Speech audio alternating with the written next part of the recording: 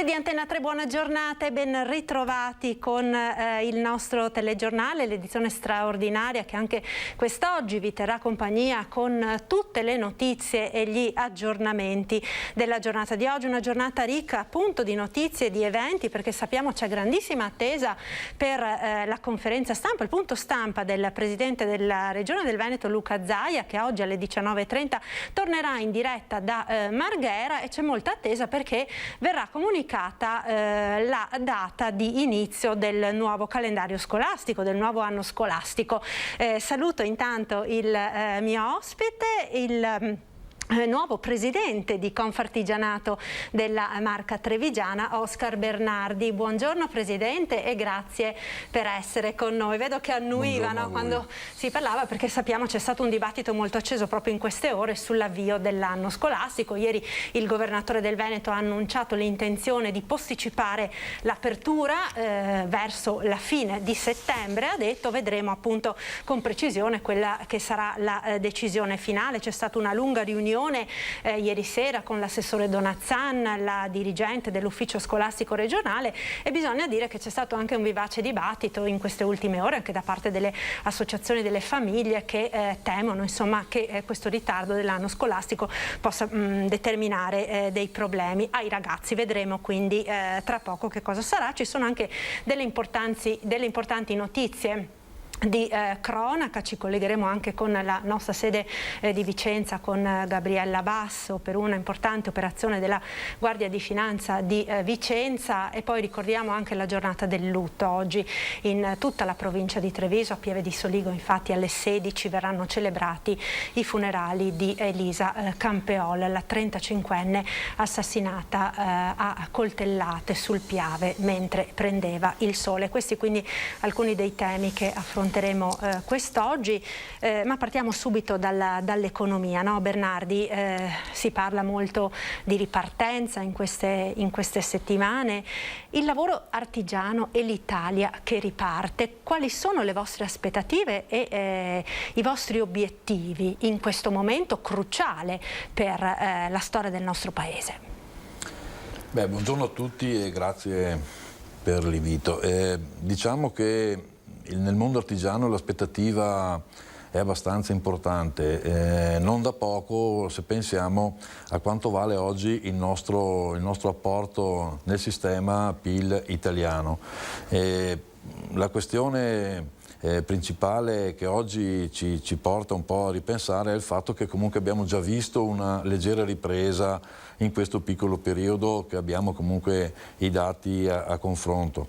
È chiaro che comunque la spinta deve essere sostenuta anche da tutta una serie di occasioni, di situazioni che comunque dobbiamo assolutamente tenere sotto controllo. Per esempio oggi nel nostro sistema manca purtroppo la manodopera, manca quelle figure professionali che sostanzialmente siamo già alla ricerca, ma direi quasi da un anno a questa parte siamo in difficoltà a trovare delle persone che comunque possono aiutarci a dare quella spinta, quella che marcia serve in più, insomma. Esatto. E abbiamo sentito anche nelle numerose dirette che abbiamo fatto in questi giorni di come questo problema sia un problema ormai trasversale, diffuso a tutti i settori, in particolare il settore del turismo, che proprio in questi giorni insomma sta vivendo questa enorme difficoltà di reperire il personale. Io la interrompo un attimo, Bernardi, perché vedo che abbiamo in collegamento da Vicenza la collega Gabriella Basso, perché come dicevamo in apertura c'è un'importante operazione della Guardia di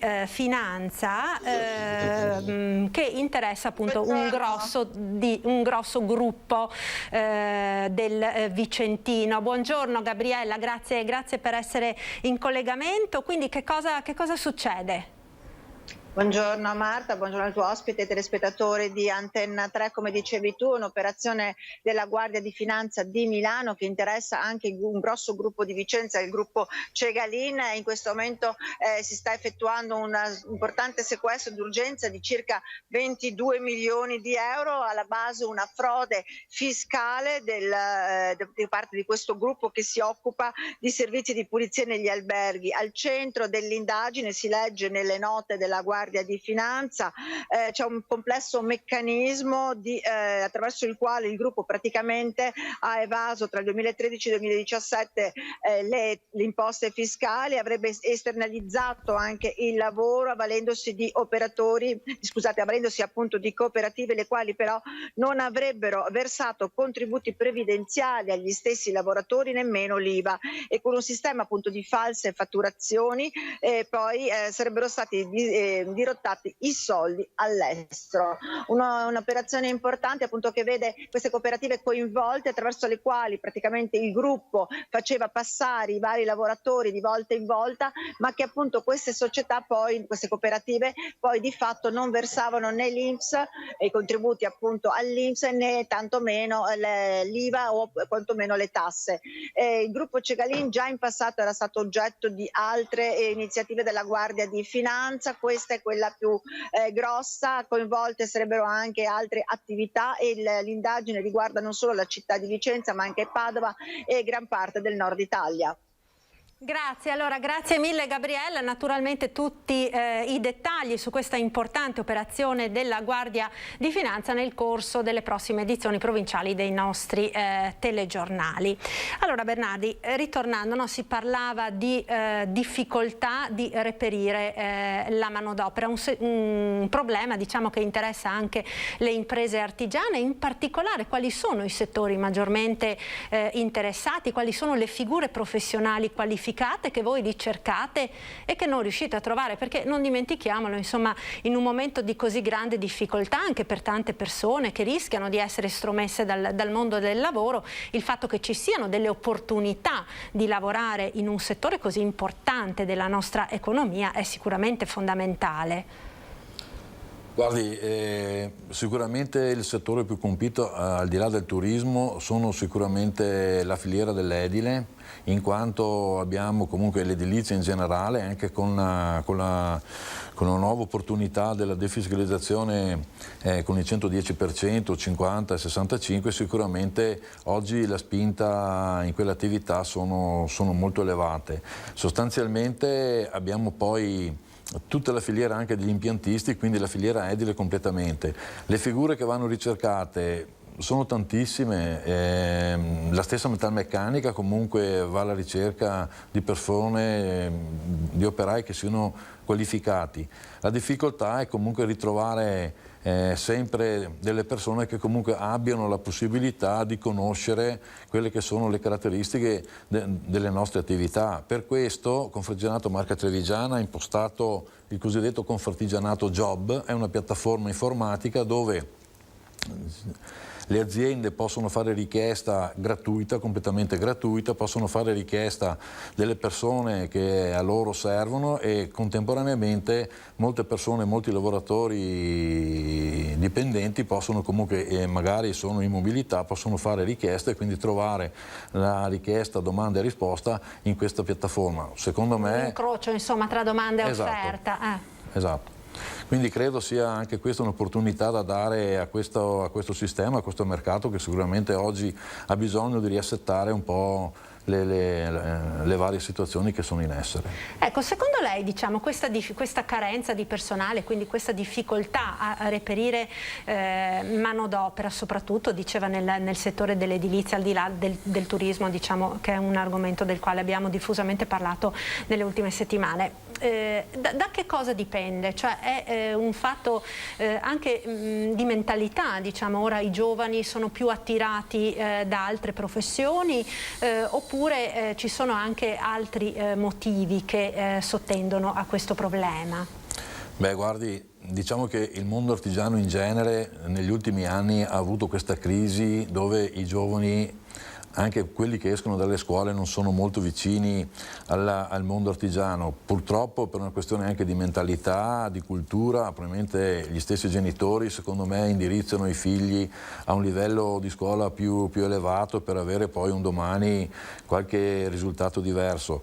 Mi permetto di dire che il mondo artigiano è completamente cambiato negli ultimi 20-10 anni. Abbiamo oggi dei ragazzi, dei giovani che si avvicinano con grande dignità e sinceramente a tutti questi giovani noi non mettiamo un limite di crescita, di professionalità, questi possono diventare un domani loro stessi imprenditori e probabilmente anche grandi imprenditori, come abbiamo comunque anche avuto modo di vedere qui nel nostro territorio della Marca.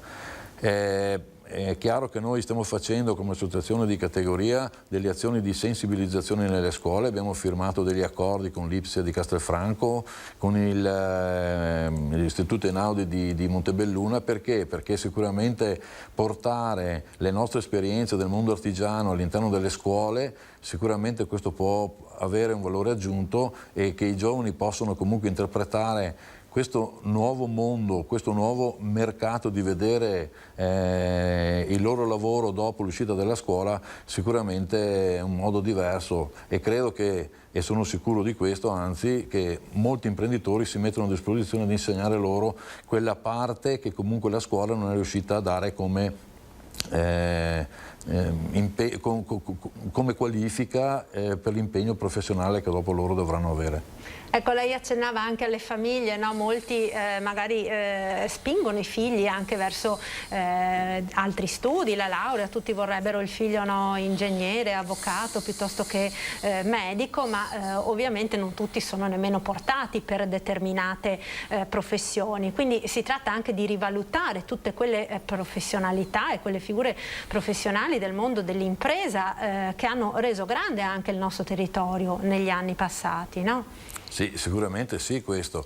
Torno a ribadire, oggi avere, passatemi, un figlio dipendente che comunque guadagna i 1.500 euro al mese e sostanzialmente questo lo rende autonomo e lo rende anche dignitoso, se non che magari avere studiato, avere una laurea che niente da dire sostanzialmente, ma purtroppo magari hanno più difficoltà a trovare lavoro e quindi devono comunque rimanere in famiglia, devono rimanere all'interno di quel quadro che gli dia la possibilità anche di poter stare a questo mondo, di poter vivere qui. Ecco Bernardi, lei accennava prima al settore dell'edilizia. In questa fase, diciamo, di ripresa dell'economia, di ripartenza, sicuramente è uno dei settori cardini sui quali si sta facendo conto maggiormente. Sì, accennava alla questione dell'ecobonus del 110%, che peraltro ha riscosso moltissimo interesse da parte delle famiglie. Molti però si stanno muovendo anche in queste ultime settimane, perché vuoi prima le difficoltà causate dalla pandemia, vuoi per i condomini, la difficoltà per esempio nell'organizzare le assemblee condominiali e quant'altro, in molti si stanno mettendo in movimento proprio adesso e ci sono non pochi problemi, sia da parte di chi deve offrire delle risposte, sia da parte delle imprese stesse. Si è parlato della burocrazia, delle difficoltà, sì. Adesso con il nuovo decreto sembra che alcuni ostacoli siano stati sormontati, ma insomma fino a un certo punto. Sì, diciamo che inizialmente c'è stata anche fatta un po' di confusione, quindi sicuramente molte persone, molti committenti hanno pensato che con il 110 si faceva tutto senza spendere niente. Questo non è vero, è una grossa buona opportunità e credo non si ripeta nei nostri prossimi anni futuri, ma ritengo anche che oggi questo poteva essere sicuramente una grossa spinta a questa economia che deve ripartire, specialmente se parliamo di riqualificare quelli che sono oggi tutti gli immobili che abbiamo nel nostro patrimonio immobiliare. Diciamo che le difficoltà più gravi sono oggi, al di là della burocrazia e quindi di avere il benestare da parte degli uffici tecnici dei comuni, che comunque sono stati messi in grossa difficoltà perché le domande sono state innumerevoli. Diciamo che oggi il grosso problema è il recupero della materia prima. Oltre al fatto sempre della questione della manodopera che manca alle aziende, c'è il recupero della materia prima. Infatti in questi giorni, al di là degli aumenti sproporzionati che ci sono stati, sto parlando anche del 50% in certi materiali, ma sostanzialmente la difficoltà più grave è che comunque non si trova materiale per eseguire tutte le lavorazioni che comunque sono previste all'interno di quello che è il pacchetto, chiamiamolo così, 110%. Ecco, ma perché si sta verificando questo, secondo lei? Guardi, io non sono un economista, però qualche informazione l'ho presa. Sostanzialmente diciamo che la Cina, che ha il prodotto interno lordo che cresce a 2 cifre, sicuramente ha un aumento di consumo interno. Poi ci sono gli Stati Uniti, il Canada e comunque la stessa Germania che comunque, passatemi il termine, stanno facendo incetta di materiale, quindi è chiaro che le materie prime che comunque prima giravano all'interno del mercato con una certa velocità, oggi si sono rallentate, non ci sono perché questi grandi gruppi economici stanno cercando di accontentare quelli che sono i paesi che comunque hanno una richiesta maggiore, sostanzialmente si stanno insomma accaparrando un po' tutte le riserve che ci sono. Sì, li stanno anche pagando molto di più rispetto a quelli che li pagavamo noi fino a 4, 5, 6 mesi fa. E questo che cosa comporta? No? Perché non dimentichiamo che al di là delle difficoltà poi concrete si potrebbero verificare anche dei problemi su chi ha già avviato i cantieri, su chi ha già avviato queste procedure, magari non si riesce a finire in tempo i lavori perché peraltro insomma i tempi stringono, no? Abbastanza, sì, non è che... Sì, è vero. Allora ad oggi diciamo che la defiscalizzazione 50-65% è comunque valida fino al 31 dicembre di quest'anno e quelli che stanno comunque facendo dei lavori un po' più piccolini sostanzialmente è difficile arrivare a fine anno avendo eseguito tutte quelle attività che comunque sono oggi già partite. Per il 110 invece abbiamo disponibilità fino al 30 di giugno del 2022, ma anche qui le difficoltà non sono indifferenti perché ci sono lavori che comunque, immaginiamo, i condomini possono durare 4, 5, ma possono durare anche 8, 9 mesi, quindi sostanzialmente... Sono lavori grossi, sono cantieri impegnativi. Quindi è vero che poi anche lì c'è una piccola proroga se eventualmente, però diciamo che le aziende oggi sono in difficoltà perché tutti stiamo correndo a 200 all'ora e poi probabilmente passato il 30 di giugno ci dovremo fermare, anzi tirare il freno a mano e questo sostanzialmente non va bene per un'economia. Secondo me si dovrebbe comunque ripensare al 110, portarlo a una percentuale leggermente più bassa, però renderlo strutturale per almeno altri 10 anni. Gli immobili in Italia da sistemare sono tantissimi, anche a livello sismico, se mi permetto.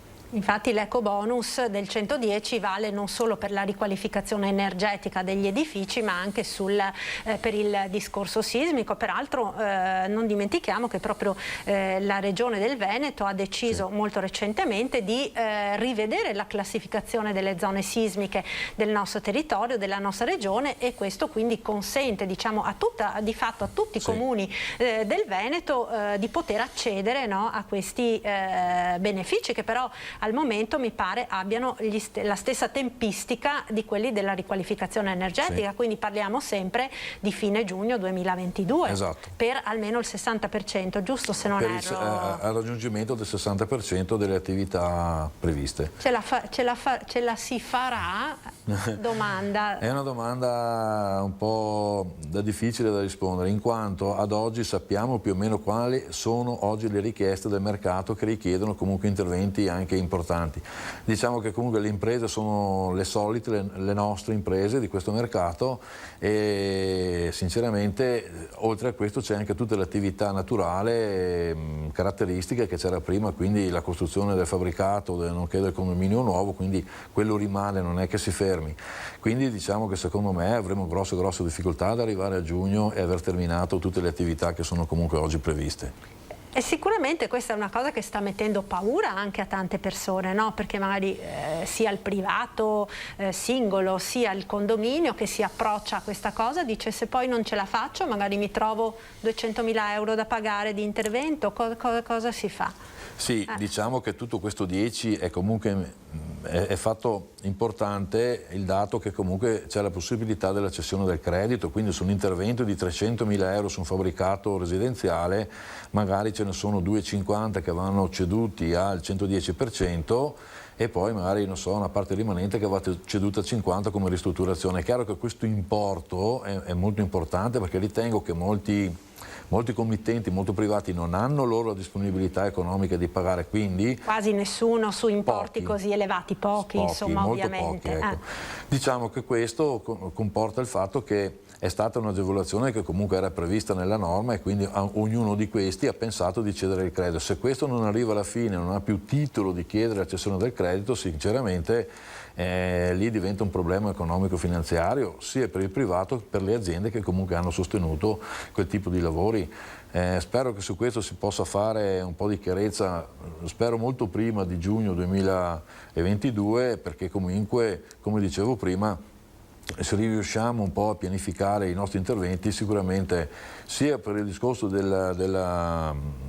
recepire materie prime nuove, sia per il discorso di avere anche una continuità e una programmazione nel nostro lavoro. Quindi renderlo strutturale, diciamo, è la richiesta sì, che viene, diciamo, da tutte le imprese del mondo artigiano, e presumo anche dalle tante famiglie, dai tanti committenti, insomma, no, che avrebbero sicuramente tutto l'interesse e la voglia di poter accedere a questa misura per riqualificare le proprie abitazioni, ma che magari in questo momento sono anche un po', come dire, bloccati per i timori di questo che dicevamo. C'è anche un'altra questione che volevo affrontare con lei relativamente alle famiglie degli artigiani, alle famiglie dei lavoratori autonomi, che sono davvero tanti nel nostro territorio, perché ed è la prima volta che accade nella storia del nostro paese. Dal 1° luglio, quindi dall'altro giorno, finalmente c'è una misura, questo famoso assegno unico, che con questa, diciamo, misura ponte fino a fine anno consentirà a questi lavoratori di poter usufruire di questo contributo per i figli. Sì, diciamo che è un po' una nostra vittoria, se questo se si può dire così. Sostanzialmente credo che le famiglie degli artigiani, dove ci sono dei genitori che sono degli autonomi rispetto a una famiglia dove i genitori sono dipendenti, non ci sia nessuna differenza su questo, quindi è stato riconosciuto qualcosa che secondo me andava riconosciuto anche forse un po' di tempo fa. Diciamo che comunque condivido anche il fatto che, come che per i dipendenti, per gli artigiani, per gli autonomi c'è comunque una scaletta in base al reddito, quindi proporzionalmente questo assegno sarà riconosciuto. È una vittoria morale, se così si può dire, perché sicuramente molte aziende hanno comunque bisogno anche di questo piccolo assegno familiare, però sostanzialmente è un riconoscimento del valore della famiglia che oggi secondo me andava comunque visto in questi termini. Anche perché insomma non esistono famiglie di serie A e di serie B, no? No, è vero. Per cui è sicuramente fondamentale. Voi avete fatto più o meno, diciamo, una stima, un calcolo di quanti nella provincia di Treviso potranno per la prima volta, insomma, usufruire di questo assegno? Guardi, le dico la verità, non ho questo dato perché credo credo sicuramente sia stato conteggiato. Mi preoccuperò di darglielo appena possibile, ma sicuramente le nostre imprese artigiane, che nel nostro territorio, almeno le nostre, sono circa 11.000 soci abbiamo noi a livello provinciale di Confartigianato, ma sicuramente tutte le altre sigle e credo tutti gli autonomi che comunque non sono all'interno di una sigla sindacale, i numeri sono molto importanti, quindi ritengo il 50% di tutte le persone che oggi lavorano sicuramente sono artigiani, quindi il numero non è indifferente. Insomma, è una fetta davvero consistente della popolazione. Allora, dalla regia mi chiamano la pubblicità, noi ora ci fermiamo per qualche minuto, restate con noi, a tra poco. Vi ricordo naturalmente alle 12:30 il punto stampa del Presidente della Regione Veneto Zaia, punto stampa nel quale poi verrà data finalmente ufficialità alla data di inizio del nuovo anno scolastico in Veneto. A tra poco.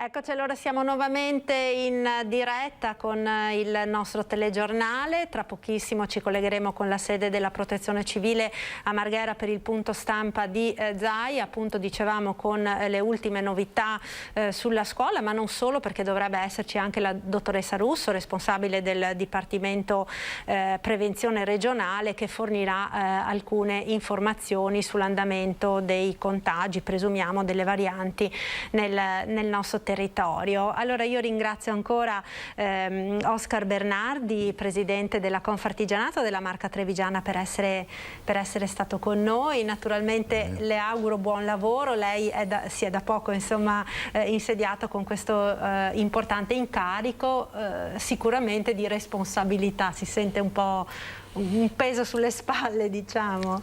Beh, è chiaro che rappresentare i soci che comunque sono all'interno della nostra organizzazione non è semplice. Diciamo anche che comunque è un impegno che mi sono preso e quindi cerco di fare in tutti i modi, di portarlo a termine nel migliore dei modi. Cercherò di essere vicino a tutti i nostri associati e a quelle che sono le loro esigenze e cercare di portare nei tavoli un po' più alti delle trattative quelli che sono le nostre particolarità, le nostre esigenze. Ecco, la linea guida del suo mandato, di questi 5 anni di suo mandato, Bernardi, quale sarà? Guardi, io cercherò sostanzialmente di rafforzare quelle che sono le nostre, noi siamo divisi per categorie, quindi rafforzare, dare una spinta alle categorie, perché oggi sicuramente abbiamo bisogno di formazione anche all'interno dei nostri artigiani, abbiamo bisogno comunque di conoscere dove sta andando questo mercato e quindi essere preparati per un nuovo futuro, che qui il futuro è già domani mattina perché cambia di giorno in giorno, e sostanzialmente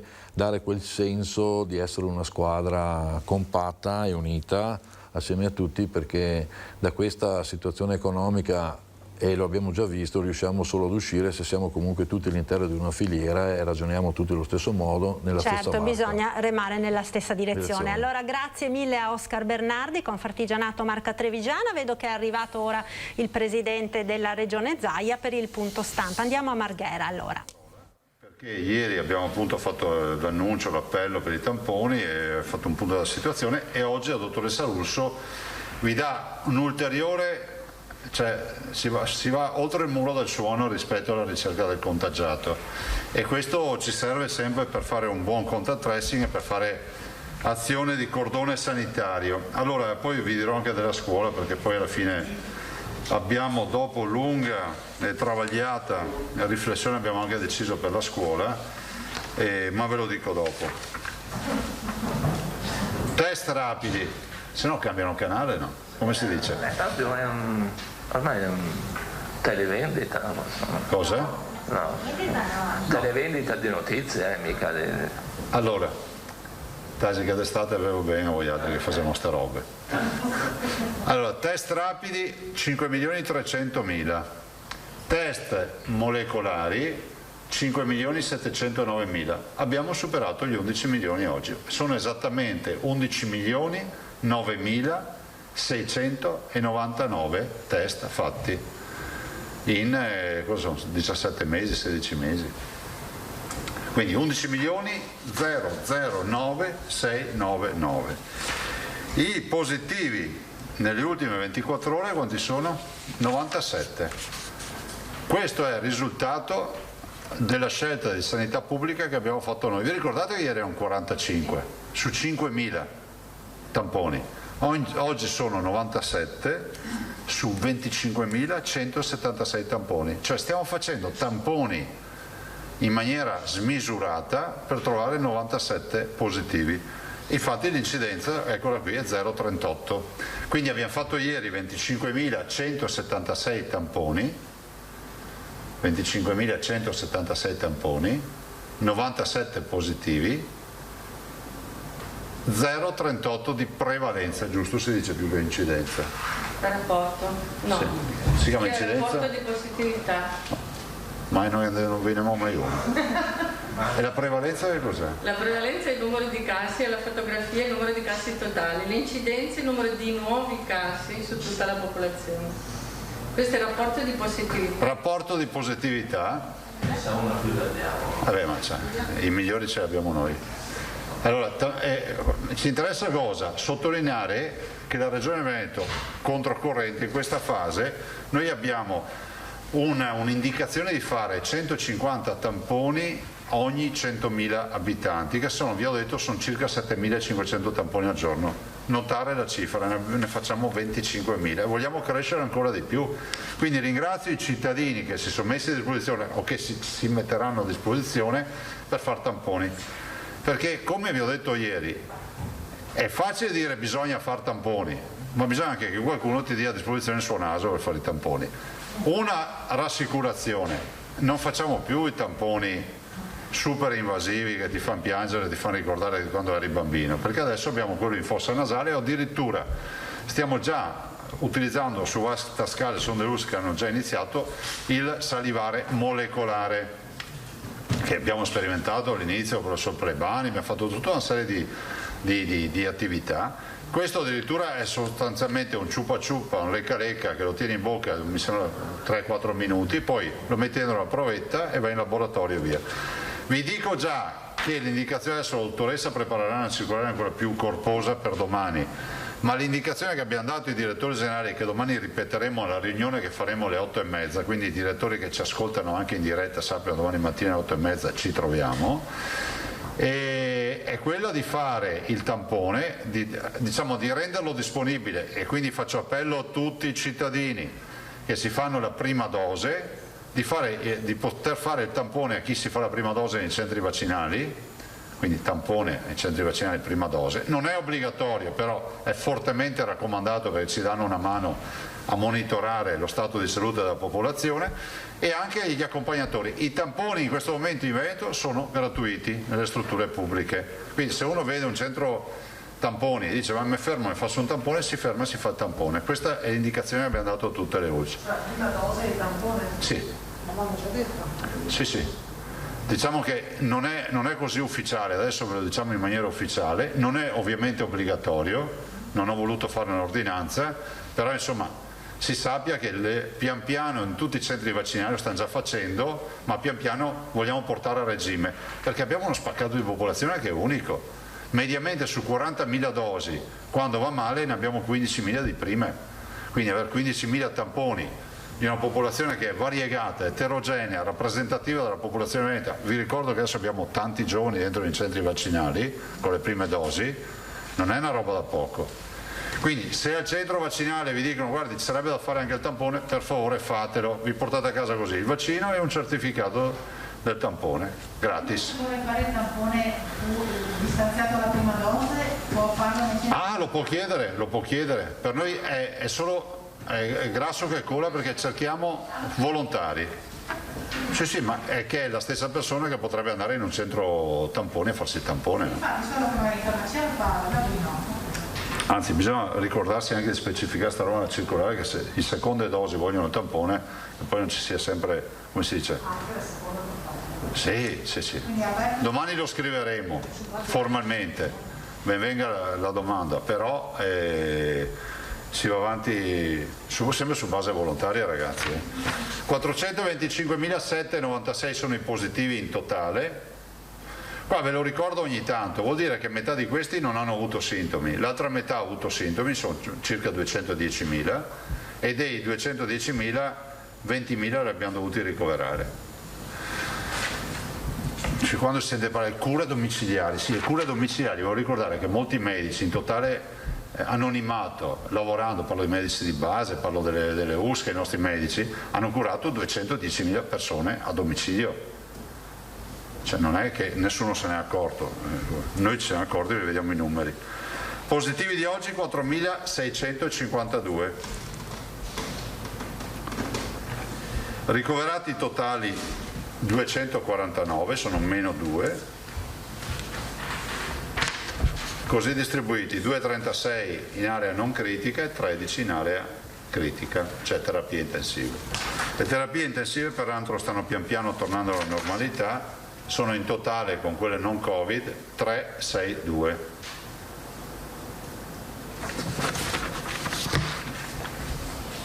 Sul fronte dei decessi, seconda o terza giornata 0 decessi.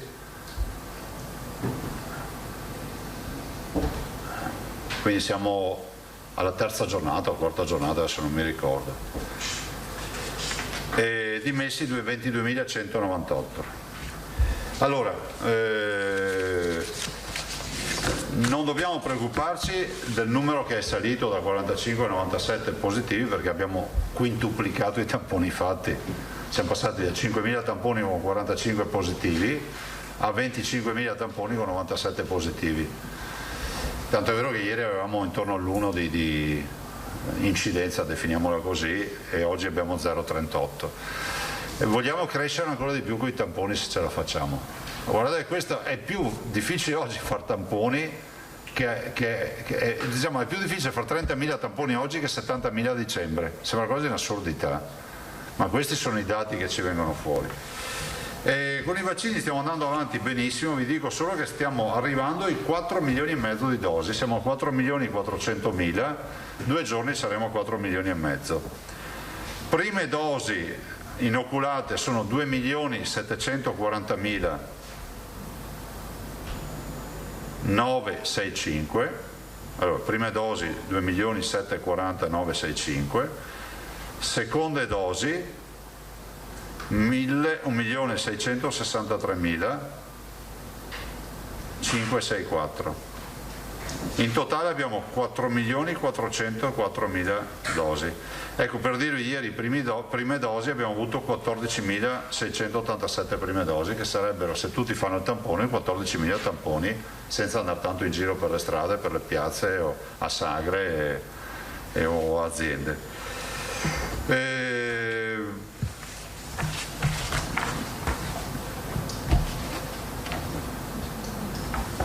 La dottoressa Russo, poi io passo la parola alla dottoressa Russo. Sì. La dottoressa Russo oggi vi parlerà, anzi prima vi dico della scuola, poi vi dico della dottoressa Russo. La scuola, allora, noi ieri abbiamo ascoltato tutti gli appelli, onestamente abbiamo cercato, e qua devo ringraziare anche l'assessore Donazan, aveva portato una delibera in giunta, abbiamo, come si vede, atteso un attimo perché c'era questo appello dei balneari, la necessità di pensare alla stagione, insomma capite, voglio ricordare che poi la data è stata oggetto di discussione, poi c'è stata questa festività ebraica, no? Quindi l'apertura delle superiori il giorno 16 che coincideva, anzi oggi coincide ancora con il Kippur, che è una festività ebraica, in segno di assoluto rispetto, come abbiamo anche per le altre comunità, comunque era un errore, è una data che sarà stata indicata dall'ufficio scolastico regionale, vabbè, ma è un errore umano, insomma, capita. Dopodiché sono inseriti giustamente gli operatori del mondo balneare e alcuni operatori dicendo ma se ci fosse, visto che state ragionando, insomma abbiamo lavorato su una data del 20, abbiamo visto e rivisto questo dato e alla fine abbiamo dovuto rivederlo e vi spiego anche perché. Perché la rassicurazione di avere le scuole comunque aperte, come abbiamo annunciato ieri, anche a scuole chiuse, sembra quasi un controsenso, cioè la possibilità che i bambini, i ragazzi possano comunque andare a scuola a fare quei dopo scuola, quei corsi integrativi, insomma, non c'è stata data, nel senso che c'è un'indicazione ministeriale, ma non tutti saranno aperti, quindi avremmo creato disagio alle famiglie. Qual era la situazione, anzi qual è la situazione oggi prima dell'annuncio che vi farò? La situazione che era decisa fino ad oggi era 13 settembre apertura delle elementari e delle medie, io lo chiamo così, e che sarebbe il primo ciclo, lo chiamano, no? E il secondo ciclo, cioè le superiori,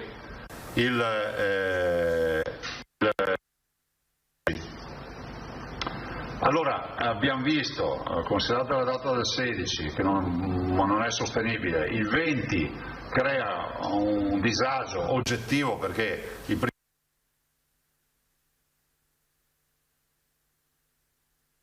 settimana di vuoto dove i genitori devono pensare a questi bimbi dove portarli, non tutti vanno in vacanza a settembre,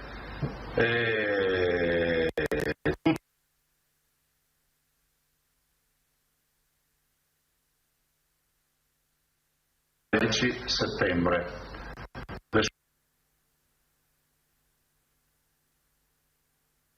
Un disagio oggettivo perché il primo ciclo, cioè elementari e medie, si ritrovano 6 giorni in più, cioè si ritrovano di fatto una settimana di vuoto dove i genitori devono pensare a questi bimbi dove portarli, non tutti vanno in vacanza a settembre.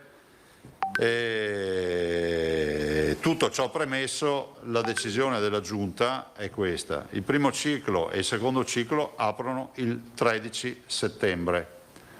Le scuole finiscono l'8 giugno, noi abbiamo tentato di lavorare per il 20, ma oggettivamente non puoi mettere in difficoltà le famiglie. Se le scuole fossero state tutte aperte per i bimbi, l'avremmo lasciato il 20.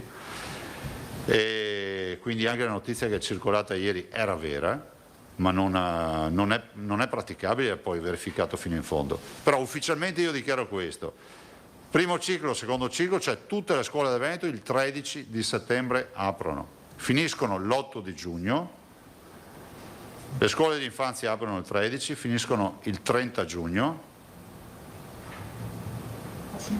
possono anticipare, ovviamente poi hanno libertà di fare quello che vogliono le scuole dell'infanzia per rispondere alle esigenze delle famiglie. Vacanze natalizie, e qua si fanno una bella vacanzona a questo punto, quindi pensiamo anche alla montagna, come si dice, dal 24 dicembre 2021 all'8 gennaio 2022, vuol dire che rientro a scuola il 10 gennaio, perché l'8 è sabato, quindi praticamente stanno a casa dal 24 dicembre al 10 gennaio.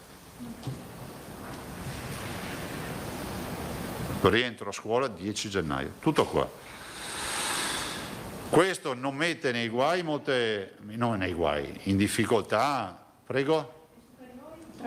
13. Primo e secondo ciclo il 13, cioè elementari, medie e superiori. Scuole di infanzia il 13, ma possono iniziare quando vogliono. Fine 8 giugno. Ecco, a me spiace che se c'era la possibilità di dar modo ai genitori di avere l'accudimento dei bimbi, dei ragazzi in tutte le scuole del Veneto, magari potevamo tentare questo 20, però ovviamente non si chiudeva l'8 giugno, ma si sarebbe chiuso il 14 giugno. Però insomma, tutto ciò premesso, la comunicazione ufficiale della Regione è questa, e ringrazio anche l'assessore che aveva già la delibera pronta e insomma ci abbiamo lavorato sopra con i dirigenti, con l'ufficio scolastico regionale. Ringrazio anche la dottoressa Palumbo e il dottor Romano. E faccio gli auguri alla signora Antonietta Grosso, che ieri per mia dimenticanza, ce l'avevo scritto, ha compiuto 106 anni di Nervesa della Battaglia, quindi auguri di buon compleanno in ritardo di un giorno alla signora Antonietta Grosso, che ha fatto 106 anni. La dottoressa Russo oggi vi parlerà di un piano di sanità pubblica unico nel suo genere, mutuato da esperienza internazionale, primo assolutamente in Italia, che segue pedissequamente, diciamo, circolari dell'ECDC e quindi il Centro del Controllo delle Epidemie, delle Pandemie e tutto quello che è a livello comunitario. Ed è un approccio innovativo, non neghiamo che sarà anche sperimentale per certi aspetti, ma è anche, diciamo, sperimentale nel senso che noi partiamo, ma ha sicuramente fondamenta scientifiche, collaudate, dimostrate, come vi spiegherà lei, e soprattutto un modello che io e l'assessore guardiamo con attenzione quando ce l'ha proposto, perché vorremmo mettere a sistema per tutto il Veneto, in Veneto, e anche nell'autunno se dovesse esserci qualche difficoltà. Diciamo che questo va oltre l'immaginario, va oltre le solite dichiarazioni, bisogna fare i cerchi concentrici, bisogna fare il contact tracing, bisogna fare tamponi. Qua c'è una visione un po' più strategica, anzi molto più strategica. Passo la parola alla dottoressa. Io, scusate, c'è come. Grazie. Siccome io il progetto lo conosco già, e la dottoressa mi perdona, voi avete domande da farmi, no? Me lo lascio. Mi scusi. Volevo giustificarmi perché oggi purtroppo, non purtroppo, ci vado volentieri, ma purtroppo c'è il funerale della povera Elisa Campeol e quindi vado via subito perché voglio essere anche puntuale. La nostra comunità ha vissuto un'autentica tragedia, voi potete immaginare insomma con che animo vado a questo funerale. Poi c'è, insomma la conoscete tutti, la vicenda di Elisa che è stata accoltellata, ammazzata così barbaramente in questa, non so se si possa chiamare follia, perché la follia è ancora poco rispetto a quello che è accaduto, direi anche lucida follia per certi aspetti, no? Lucida e irrazionale follia. E la povera Elisa ci ha rimesso la vita in maniera fra l'altro molto violenta. Se avete domande poi io scappo. Scusi dottoressa. Allora comincia Filippo Tosato. Allora, guardi, estremamente sintetica. Già erano esplose proteste politiche per il posticipo della scuola, ci sono note eccetera che evidentemente sono... Che noi non abbiamo visto. Le abbiamo viste noi, ma insomma che sono superate a questo punto dalla decisione che avete assunto. Una cosa, l'idea di... È arrivata un'istanza del mondo dei balneari dicendo ma potete valutare... Loro non sapevano che noi avevamo questo problema della data, perché è una decina di giorni che ne parliamo al nostro interno, tanto è vero che l'assessore Donazzano ha portato la modifica per la data al 13, che è esattamente quello che vi ho detto io oggi. Avendo visto questa istanza abbiamo detto ieri fermiamoci un attimo, valutiamo se riusciamo a portarlo al 20, 13-20 sono 5 giorni feriali in più, tutto qua, c'è proprio una banalità unica. Avendo la garanzia, però questo ieri in giunta l'abbiamo detto, di valutare che ci siano tutte le scuole comunque aperte in quella settimana dal 13 al 20. Quando stamattina ci hanno detto guarda che non sono tutte aperte perché il modello non è a regime, allora ho detto se era a cartellina torniamo al 13 chiusa lì. Quindi io di queste proteste non so niente sinceramente. Se che non passi l'idea che mi ha fatto retromarcia, assolutamente no, cioè, non sta in piedi, non sta assolutamente in piedi se le scuole sono chiuse. L'ho detto ieri No, ma guardi, le proteste non è che siano dei passaparola, no, che le abbiamo sentite al bar, ci sono comunicati dal ministro D'Incà al PD, a Lorenzoni, insomma, perché sostengono che un eventuale posticipo, un eventuale ritardo avrebbe danneggiato l'attività didattica e anche messo in difficoltà le famiglie, ma a questo punto mi pare... Sì, però vorrei che fosse chiaro, che io ieri l'ho detto, c'era Alda che sentiva, che ho specificato, c'è da verificare che le scuole siano aperte, perché se le scuole non sono aperte in questa settimana di posticipo non si fa, e quando abbiamo verificato che non sono tutte aperte è chiusa lì. Se non sai che modifichiamo a data perché D'Inca fa il comunicato. Alda Lanzani. Presidente, buongiorno. Ieri il generale Figliuolo ha rassicurato le regioni dicendo che tra l'altro oggi avrebbe avuto non l'ha detto lui, ma si è saputo che avrebbe avuto un incontro con alcuni presidenti di regione e ha rassicurato nuovamente le dosi ci sono, vaccini. Due domande. Si sente rassicurato dal fatto che i vaccini, le dosi arriveranno? È uno dei presidenti che il generale Figliuolo intendeva incontrare? Ma a me risulta che il generale Figliuolo incontri tutti i presidenti, da quello che ho capito, e faccia dei one to one, no? Cioè, degli incontri a quattro occhi con ogni presidente. Io ho fra l'altro un buon rapporto con il generale, quindi lo sento senza problemi. I vaccini ce li abbiamo e quelli che abbiamo li inoculiamo, punto. Se la domanda è ne avete a sufficienza, ne vorremmo molti di più. Ma non è neanche colpa di Figliuolo, perché Figliuolo alla fine c'è un contrattino in mano che è il contratto europeo, quindi lui sostanzialmente tiene la contabilità delle consegne rispetto a quel contratto ed eventualmente, come si può dire, mette in mora i fornitori se non rispettano il contratto. Ma ricordo che i fornitori hanno un contratto un po' a maglie larghe, nel senso che loro hanno le forniture a trimestre, per cui possono darti 0 vaccini per 2 mesi e mezzo e poi darteli tutti nelle ultime 2 settimane per fare il trimestre, no? E lei quando avrà l'incontro con il generale? Non ne so nulla, magari lo chiamerò, sentirò come vuole organizzarsi, ma una totale informalità. Se c'è una cosa che va riconosciuta è la disponibilità del generale Figliuolo, cioè non è una persona, cioè, insomma, si chiama il telefonino tra squilli, Massimo risponde, come faccio io. Cioè, se mi fai un articolo... Michele Nicolussi Moro. Cioè, cosa vuoi dire, che non rispondo al telefono? No, ogni tanto sì. Rispondo quando posso.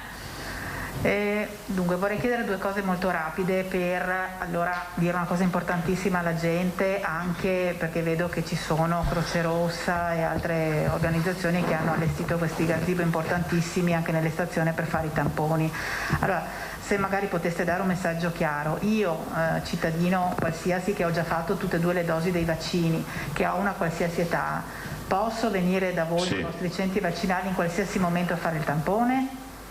Sì, devo portare, che ne so, il certificato. Centri vaccinali, i Covid point, non è che possiamo utilizzare il centro vaccinale per fare i tamponi. I Covid point, certo. Nei punti tampone. Perfetto, devo portare l'impegnativa del medico, No. devo prenotare. No, l'abbiamo detto ieri tutte ste robe. Però è meglio ridirla perché ci sono sempre gente che ci sa. Accesso libero in questa fase, diciamo, stagionale, Sì. nella quale l'interesse della Regione è quello di adempiere a un piano di sanità pubblica ambiziosissimo, cioè noi stiamo facendo tamponi oggi che sarebbero obbligatori per una zona arancione, per capirci, cioè vuol dire che i negozi chiusi, i confini comunali chiusi, noi dovremmo fare i tamponi che facciamo oggi. Ok. Ne vogliamo arrivare ai tamponi che dovrebbe fare una zona rossa, questo è il nostro obiettivo. Ah, ok, perfetto. Però è difficile, cioè, giustamente i cittadini non hanno il raffreddore, dico perché devo farmi il tampone. In che senso? Sono 150 zona bianca per 100.000 abitanti, 250 Sì, zona gialla mi sembra sia. sì. Poi 300-350 per la zona arancione e dai 500 ai 600 per l'area rossa. Se voi prendete 500, fate 300, sono 5 milioni di abitanti, 5 per 3, 15, sono 15.000 tamponi, noi abbiamo fissato di 30.000, sono 600. Quindi noi stiamo facendo tamponi da zona rossa. Arancione. Ok. Arancione piena. Vorremmo fare un gradino in più e riuscire ad arrivare alla rossa, ma abbiamo un sacco di difficoltà. Non è colpa di nessuno. Io ieri ne ho fatti 3 per dare un po' di mano. 3 ne ho fatti. Io uno oggi. No, ieri sono andato su 3 posti, 3 tamponi. Mi sono beccato anche un rinofaringeo. Ecco. Rapido però. Volevo dire, guardate che non funzionano questi. Li trovo dappertutto. No, ma non me li ha fatti la sanità del Veneto, sono andato al vostro convegno. Giusto, che quindi non c'era un presidio sanitario nostro, ma c'era un presidio sanitario privato, ci ha fatto il tampone rapido per l'accesso alla... ma è giusto così, insomma, penso che l'organizzazione va bene così. Ecco, la seconda cosa che dobbiamo dire alla gente, perché è importante quello che avete detto, non ci sono più i tamponi invasivi di prima, ma abbiamo il tampone nella fossa nasale. Questo accade in tutti i Covid point o solo in alcuni? Perché le macchinette costano anche parecchio. No, noi abbiamo comunque il tampone rapido, le macchinette sono se la terza generazione, poi abbiamo i tamponi rapidi che si utilizzano. Io ieri, per dire, da loro ho fatto il tampone rapido. Ecco, ma il tampone rapido, quello che la gente conosce, insomma, per dire... Fossa nasale, per capirci. Esatto. Sì, sì. Benissimo. Poi la dottoressa Russo nel piano di sanità pubblica, lo dobbiamo dire per onestà, ha previsto anche un 40% sul totale di tamponi molecolari. O saranno pure salivari molecolari. Insomma. Sì, molecolare o salivare o... Visto che ho studiato. Classico, sì. Ecco.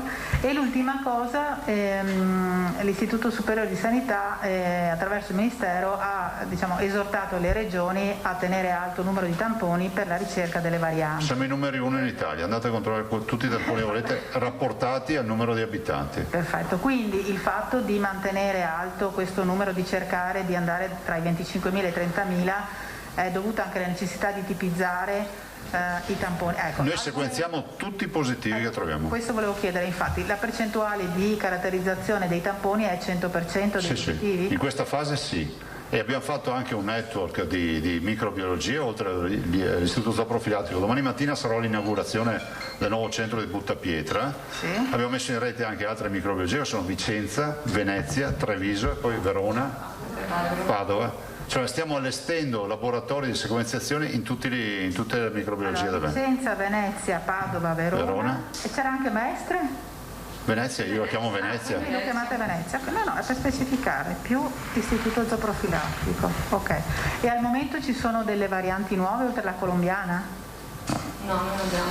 Abbiamo i 26-27 casi di Delta, abbiamo brasiliana, un po' di nigeriana. Abbiamo l'inglese, solito. Abbiamo l'inglese, ma più che altro Delta e variante Gamma, che è quella brasiliana. E la Delta adesso che percentuale è? Abbiamo i dati ieri, sono 27. 27 casi. No, la percentuale, perché eravamo arrivati... 11,11%, gli ultimi dati del Ministero. Sì. Perfetto. Al momento però va detta una roba sulla Delta, che è un po', poi se vuole ricordare, la dottoressa ha approfondito il caso inglese. Sì.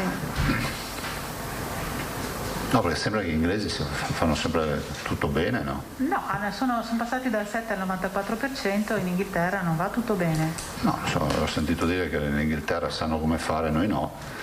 Però volevo dire, sull'inglese la dottoressa ha fatto un giusto approfondimento rispetto all'ospedalizzazione, che non c'è. Molto bassa. Ma infatti anche da noi il tema della variante Delta è un tema che ci dice che abbiamo asintomatici di fronte sostanzialmente in questa fase. Anche la mamma del bimbo caso indice di 10 anni di Padova è una sintomatica vaccinata con 2 dosi di RNA messaggero. Vuol dire che il vaccino copre la variante inglese? Al momento sì. Perfetto. Segnatevi la data, ho detto al momento. Presidente, l'ultima cosa, prima che lei debba scappare, volevo capire se anche il Veneto, so che la conferenza delle regioni aveva chiesto un appuntamento a Figliuolo su questo tema, ha il problema di non avere abbastanza vaccini per farli anche ai turisti. Succede anche da noi? Allora noi al momento non abbiamo grosse richieste perché noi ragioniamo col tema del buon senso, di risolvere i problemi e di dire che almeno uno deve fare una permanenza di 15 giorni. Abbiamo avuto, mi ricordo, una richiesta di una signora lombarda che si fa 3 mesi in montagna, la figlia ci ha chiesto la cortesia di poter risolvere il problema e gliel'abbiamo risolto, l'ha fatto la dottoressa Carraro, ma richieste sinceramente da stare qui con un call center a rispondere, no. Se ne contiamo sulle dita di una mano. Finora più o meno quante richieste avete? È esattamente quello che vi ho detto io, però è un servizio, no? Quindi una decina di richieste? Sì, ma penso neanche. Neanche? Okay. Dobbiamo avere il requisito di 15 giorni, poi uno si programma, io non mi programmerei mai la vacanza per andare a vaccinare in un'altra regione, dai. Cioè. Ma non era una settimana la permanenza, no. Presidente? Perché mi pareva in delibera di aver visto una settimana. Sì, loro dicono una settimana, ma secondo me noi abbiamo sempre detto 15 giorni. La sua circolare, dottoressa, non era una... Sì. Bene 7 giorni. Ecco. Sì, però noi diciamo sempre la che... media, insomma, è abbastanza lunga. Noi come messaggio diciamo che almeno ha fatto i 15 giorni in Veneto per essere vaccinato la seconda dose. Però guardate, non è un'esigenza che ne viene fuori, ma è un segnale di grande disponibilità che noi vogliamo dare ai nostri ospiti. Considerate che è partita da qui l'idea di vaccinare i turisti e il generale Figliuolo ha detto ok, ci coordiniamo. Adesso vedremo di capire quei numeri. Appunto, ok. Va bene, chiediamo dopo all'assessore Lanzarini. L'assessore è qui a disposizione. Gli dei vaccini ce li dice l'assessore? Sì, vi dà tutto. Okay, adesso dottoressa Russo. Grazie, scusate. Lasciami il numero dei vaccini. Grazie. Parola alla dottoressa Russo, grazie. Allora, buongiorno a tutti, il Presidente vi ha già anticipato. Allora, in effetti, come insomma, si è detto finora, l'attenzione in questo momento di tutta la sanità pubblica è quella di individuare più casi possibili, soprattutto di individuare se si tratta di casi associati a variante oggetto di preoccupazione. È una preoccupazione, riprendendo il concetto, a livello nazionale e a livello internazionale, proprio perché il virus presenta altre caratteristiche. Quella che ci preoccupa in maniera particolare in questo momento è la variante Delta, la circolazione della variante Delta, lo sappiamo, perché presenta una contagiosità molto più alta rispetto anche alla variante inglese.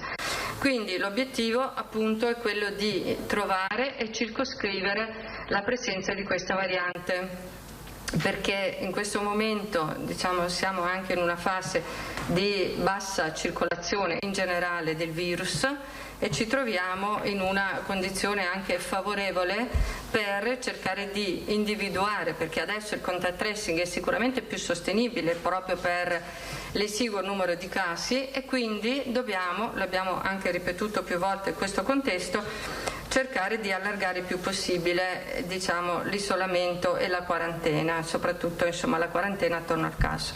Allora abbiamo proceduto per fare una sintesi, per dare un contesto di continuità rispetto a quello che stiamo facendo, quello che sono l'aumento dell'offerta del test, e ne abbiamo parlato, e serve ad individuare eventuali casi di soggetti che presentano una scarsa pochi sintomi o addirittura sono asintomatici. Poi abbiamo il contact tracing allargato.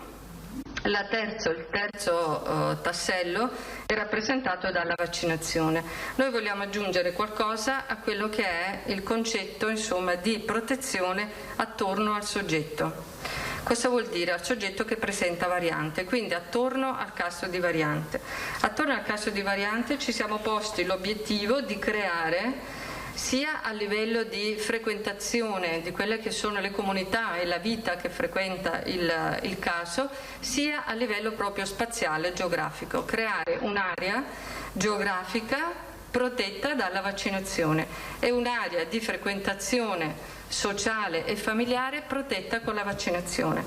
Adesso spiego. Allora, attorno al caso noi facciamo un'indagine epidemiologica, il classico contact tracing, individuiamo i contatti, intanto i contatti familiari e poi i contatti sociali, se sono stati in piscina, se hanno frequentato il centro estivo oppure se la persona lavora. Allora, tutti i soggetti che mettiamo in quarantena, al termine della quarantena, cioè al 10° giorno, se questi risultano non hanno avuto sintomi e finiscono la quarantena, offriamo a questi, indipendentemente dall'età, quindi a qualsiasi fascia d'età appartenente, naturalmente quelle previste insomma dalla vaccinazione a partire dai 12 anni, offriamo la vaccinazione informativa. Quindi tutti quelli che sono stati messi in quarantena, che siano familiari, che siano contatti lavorativi, che siano contatti della vita di comunità, della vita sociale, offriamo la vaccinazione. Oltre a questo offriamo la vaccinazione non soltanto ai contatti, diciamo familiari e non, ma anche a tutto l'ambiente che questi hanno frequentato. Per dire, se abbiamo un caso di una persona che si trova in un ambiente lavorativo, in quell'ambiente lavorativo attraverso il medico competente, tra l'altro è una strategia già portata avanti attraverso delle procedure condivise sia a livello regionale che a livello nazionale, a tutti i lavoratori che si trovano in quell'ambiente. Quindi questo costituisce un'occasione non solo opportuna ma anche di creare un ambiente libero dal Covid al soggetto che già ha avuto la malattia. Okay? Secondo, estendiamo, abbiamo detto, oltre alle persone, alla comunità che ruota attorno al caso, questo ha due ordini di fattori, due ordini diciamo di giustificazione, per se vogliamo individuare il razionale. Uno è che attorno al caso magari abbiamo dei contatti che noi non abbiamo individuato come contatti perché o non ci è stato detto o non è stato valutato come contatto e quindi in questo modo potremmo con la vaccinazione diciamo proteggere intanto il soggetto e poi superare anche l'esitazione vaccinale perché spesso chi si trova attorno a un caso direttamente o indirettamente vede da vicino che cosa significa aver avuto diciamo il pericolo di aver corso anzi il pericolo di avere contatto con il virus e quindi di contagiarsi. Questo rappresenta secondo noi una motivazione in più che il soggetto può ricevere dal fatto di avere questa offerta che naturalmente è volontaria. A parte questo, quindi che è il contesto in cui la persona vive o lavora, c'è l'ambito geografico di localizzazione del soggetto stesso, del caso stesso. Che vuol dire? Vuol dire che se abbiamo un caso in un condominio, noi pensiamo di offrire la vaccinazione a tutto il condominio, a tutte le famiglie che fisicamente si trovano dove si trova il caso, non perché questi abbiano avuto un rischio particolarmente alto, perlomeno non lo è in questo momento, ma perché secondo noi rappresenta una possibilità per costruire questa area di protezione vaccinale attorno al caso. Questo tipo di offerta, valuteranno naturalmente i servizi di igiene e sanità pubblica, si può fare anche on site, dice l'ICDC, cioè sul posto. Quindi ci potrebbe essere anche, dove questo è possibile farlo, la possibilità di andare e vaccinare sul posto coloro che in quell'ambito geografico vogliono volontariamente sottoporsi alla vaccinazione. Questo può valere per il condominio, quindi il palazzo che è fisicamente diciamo dove abbiamo trovato il caso, ma può interessare anche la via, un quartiere, può interessare un comune se questo è piccolo, oppure può interessare un distretto. Perché dico il distretto? Perché ci siamo accorti nelle ultime settimane che queste varianti hanno interessato dei distretti, cioè in punti diversi uno stesso distretto, quindi allarghiamo anche al contesto geografico del distretto sanitario. Quindi diciamo che oltre a tutto quello che è attorno al caso, anche quello che è più distante, perché comunque questo ci permette di, come si può dire, segnare in verde, no? un'area per cui diciamo quell'area è protetta, quindi non solo il testing ma la vaccinazione. Allora, in questi ambiti abbiamo, oltre all'offerta vaccinale, altre cose che abbiamo già avviato ma che dobbiamo rafforzare. La chiamata attiva degli ultrasessantenni, quindi se in quel distretto abbiamo degli ultrasessantenni che non si sono ancora presentati, li invitiamo nominalmente. Questa è una cosa che vale per tutta la regione, ma a maggior ragione a rafforzare questo concetto in quell'area identificata geograficamente, ma anche la chiamata attiva dei soggetti vulnerabili. Noi sapete che c'è una categoria che abbiamo vaccinato per prima, che è rappresentata dai soggetti estremamente vulnerabili. Non abbiamo una copertura ancora del 90% nell'ambito di questa categoria, ce l'abbiamo in media dell'81%, vogliamo far sì che questa sia un'ulteriore occasione opportuna per chiamare direttamente attraverso il codice di esenzione dove rientrano i soggetti estremamente vulnerabili in quell'area che per noi rappresenta un pericolo, perché comunque c'è già la presenza della variante che circola anche spazialmente in quell'ambito, in quel territorio, chiamare queste persone. Poi ci sono i soggetti vulnerabili che hanno avuto la malattia, per cui da indicazione ministeriale viene indicato che nell'arco di 3-6 mesi queste persone facciano una dose di richiamo, quindi una dose, scusate, di vaccino, perché ha una funzione booster, serve a richiamare l'immunità. Le indicazioni dell'ECDC dicono di offrire ai soggetti vulnerabili, cioè quelli che hanno avuto la malattia ma sono soggetti estremamente vulnerabili, non una dose ma 2. Quindi di fare un ciclo completo, perché questo assicura una maggiore protezione nei confronti di eventuali contatti con un virus che presenta varianti, che quindi in un soggetto già vulnerabile può rappresentare una condizione di rischio. Poi sempre un'altra azione che abbiamo aggiunto è quella di riprogrammare in questo ambito circoscritto allo stato attuale la seconda dose, cioè di considerare l'intervallo minimo tra la prima e la seconda. Sapete che tra la prima e la seconda sono di 21 per quanto riguarda il vaccino Pfizer, di 28 per quanto riguarda il Moderna, per quanto riguarda il vaccino Vaxzevria o comunque AstraZeneca di 4 settimane come intervallo minimo, poiché noi abbiamo l'esigenza di proteggere non solo più persone possibili ma più rapidamente possibili dove abbiamo questo alert, chiediamo alle aziende di riprogrammare, quindi di anticipare la vaccinazione delle persone che si trovano in questo ambito geografico ristretto dove è presente la variante. Sì. 35 diciamo abbiamo fatto al momento di media.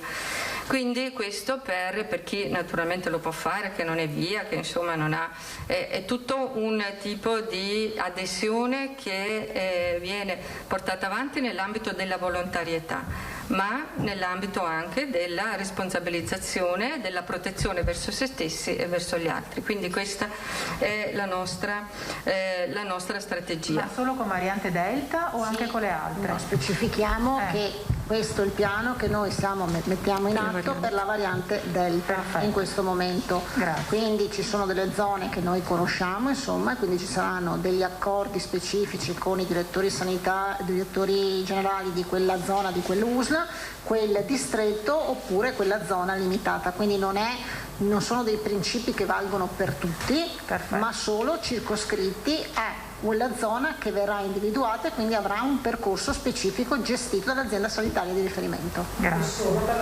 Solo per la Delta, e sarà l'azienda sanitaria che si mette in contatto con queste persone o che comunque informa la popolazione di quella zona che avviene questa procedura.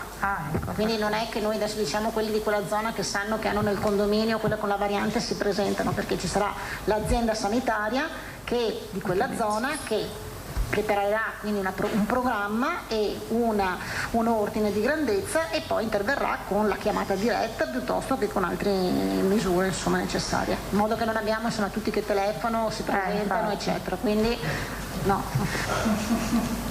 Attualmente sarebbero... No, scusate, facciamo finire la dottoressa Russo e poi facciamo tutte le domande. Grazie. No, comunque ho finito quello che appunto diceva l'assessore.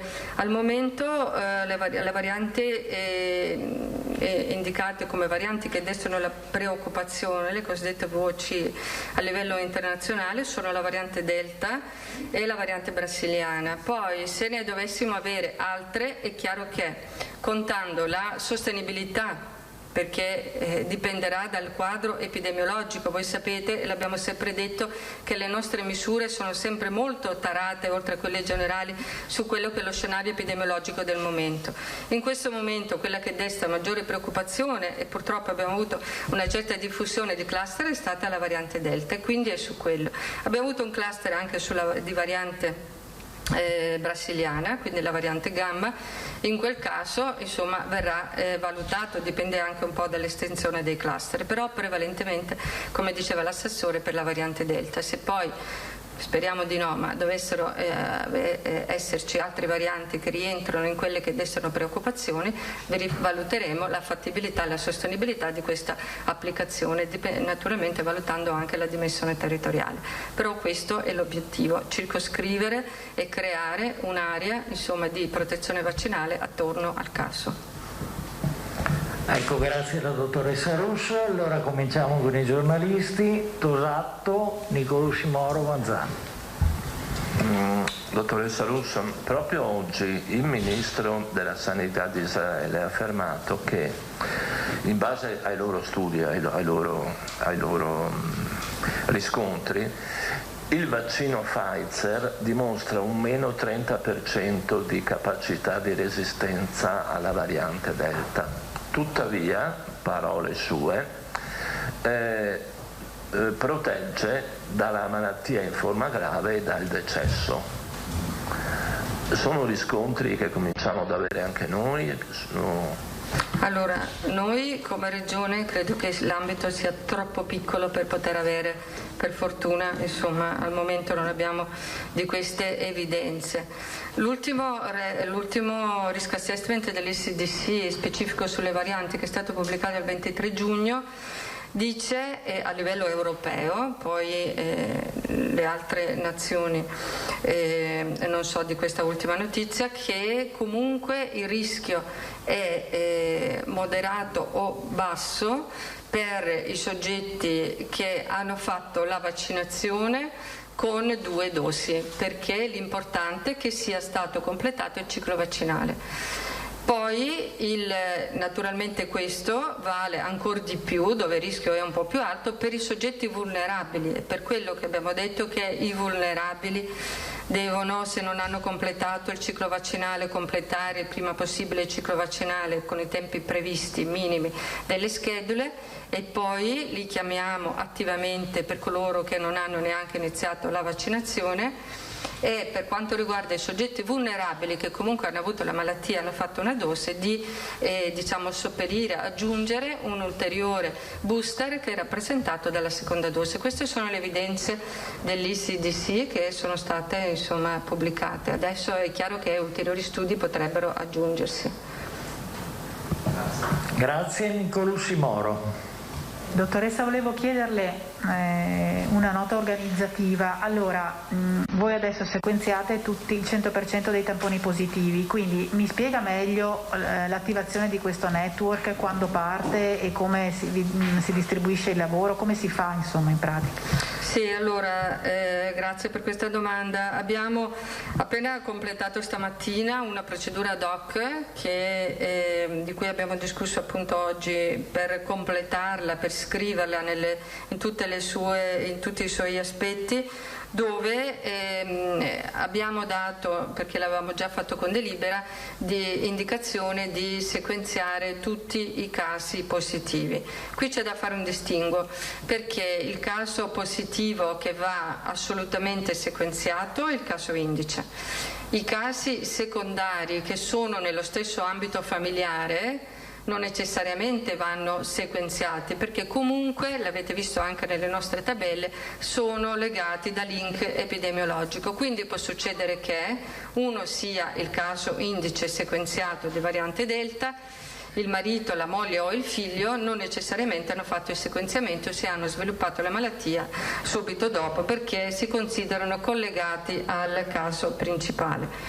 Però se i casi sono e permangono pochi, l'indicazione è di sequenziare il più possibile. Questo sia per una questione di tipizzazione che interessa il livello locale, quindi da un punto di vista delle misure di sanità pubblica, sia perché è molto importante, perché va ad aggiungersi alla banca dati nazionale che fornisce naturalmente poi indicazioni non solo a livello nazionale ma anche a livello internazionale. Allora ci sono appunto, come dicevamo prima, abbiamo l'IZS che coordina il coordinamento, e poi le microbiologie territoriali che stanno via via avanzando e quindi procedendo ad affinare le loro attività di sequenziamento. Quelle già pronte sono, l'abbiamo già detto, sono Padova, Venezia e Vicenza, che sta quasi completando, e poi anche Treviso, e poi si aggiungeranno anche le altre. Quindi noi abbiamo fatto una procedura dove abbiamo individuato per ogni azienda i punti principali, diciamo, di afferenza dei tamponi che hanno necessità di sequenziamento, indicando quali sono i colleghi microbiologi di riferimento a cui mandare la mail e avvisarli dell'arrivo del campione, e poi il flusso al contrario per quanto riguarda il referto, per evitare che si perda tempo tra il momento in cui si acquisisce, diciamo, la positività e la tipizzazione al momento in cui si intraprendono le misure di sanità pubblica, che sappiamo sono importantissime, perché questa variante è molto molto veloce per quanto riguarda la contagiosità.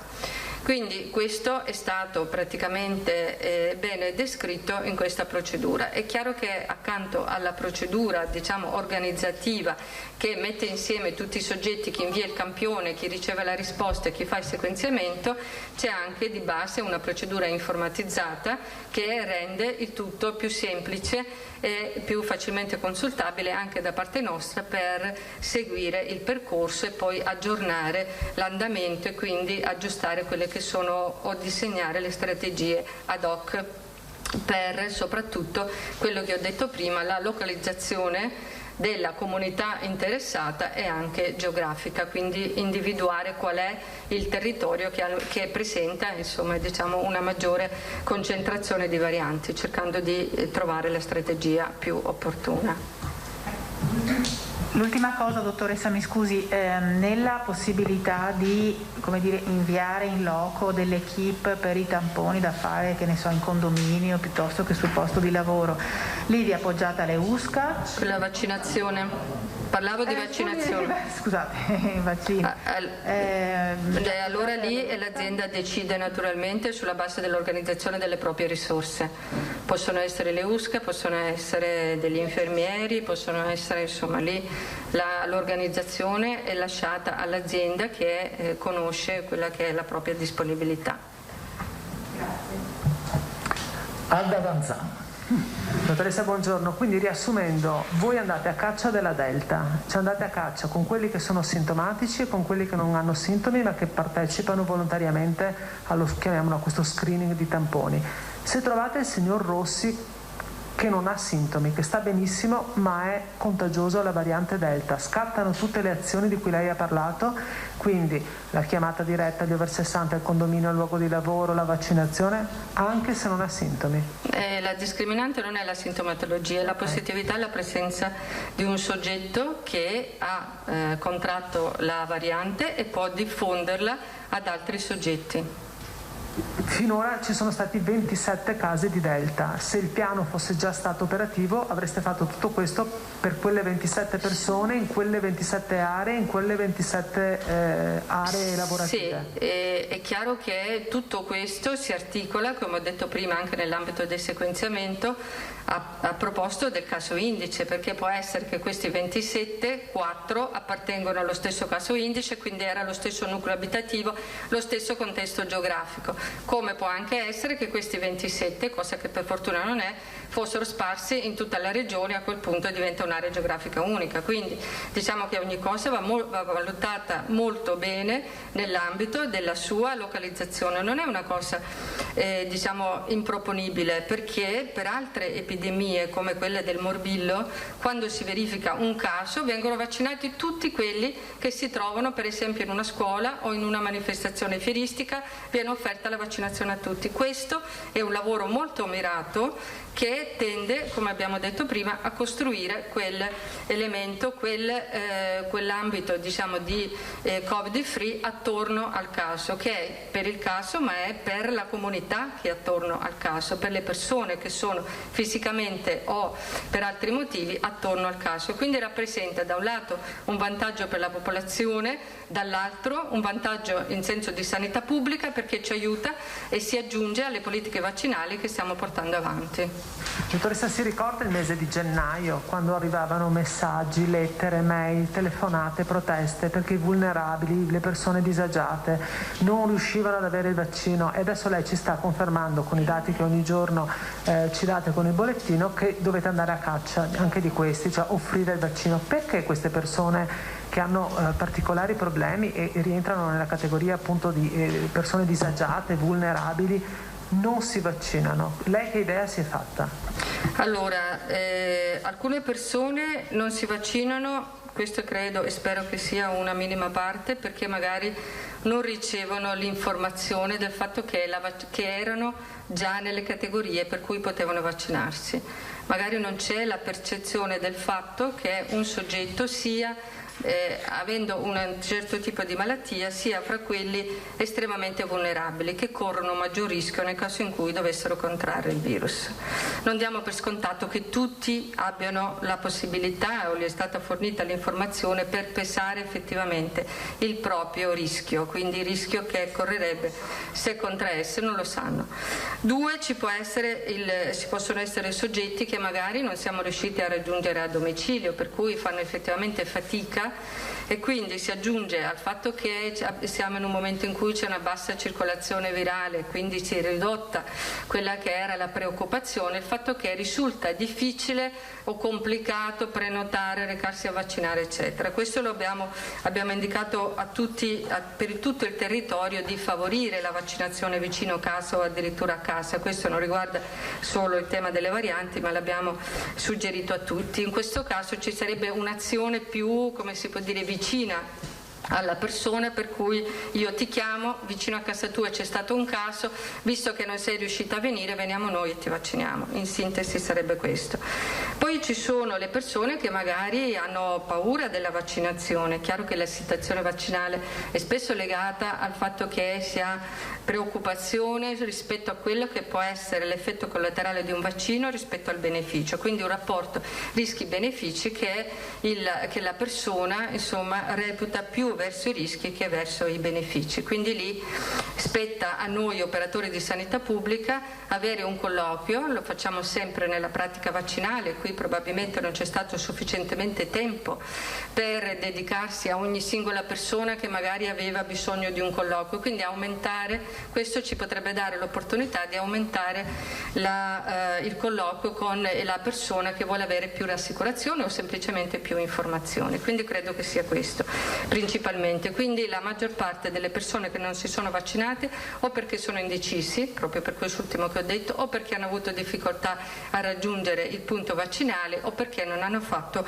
una buona valutazione del proprio stato di salute. E poi abbiamo una percentuale, per fortuna abbastanza piccola, di quelli che sono contrari ai vaccini da un punto di vista ideologico. Anche questo fa parte della libertà individuale di seguire quelle che sono le proprie credenze. È vero che noi dobbiamo fare di tutto per evitare di andare incontro a una malattia che generi ancora morte, non dico come quella che ha generato nel recente passato, ma assolutamente arrivare e mantenere lo zero dei decessi. Quindi questo è l'obiettivo principale, perché altrimenti l'azione di sanità pubblica non può giustificare, insomma, deve perseguire questo obiettivo. Ecco.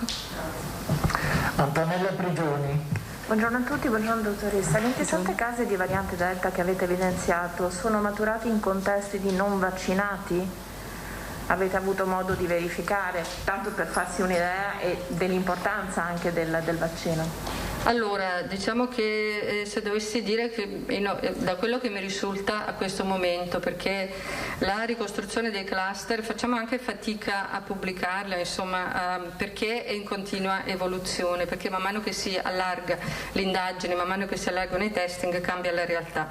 Io posso dire che il 99% dei casi erano tutti soggetti non vaccinati.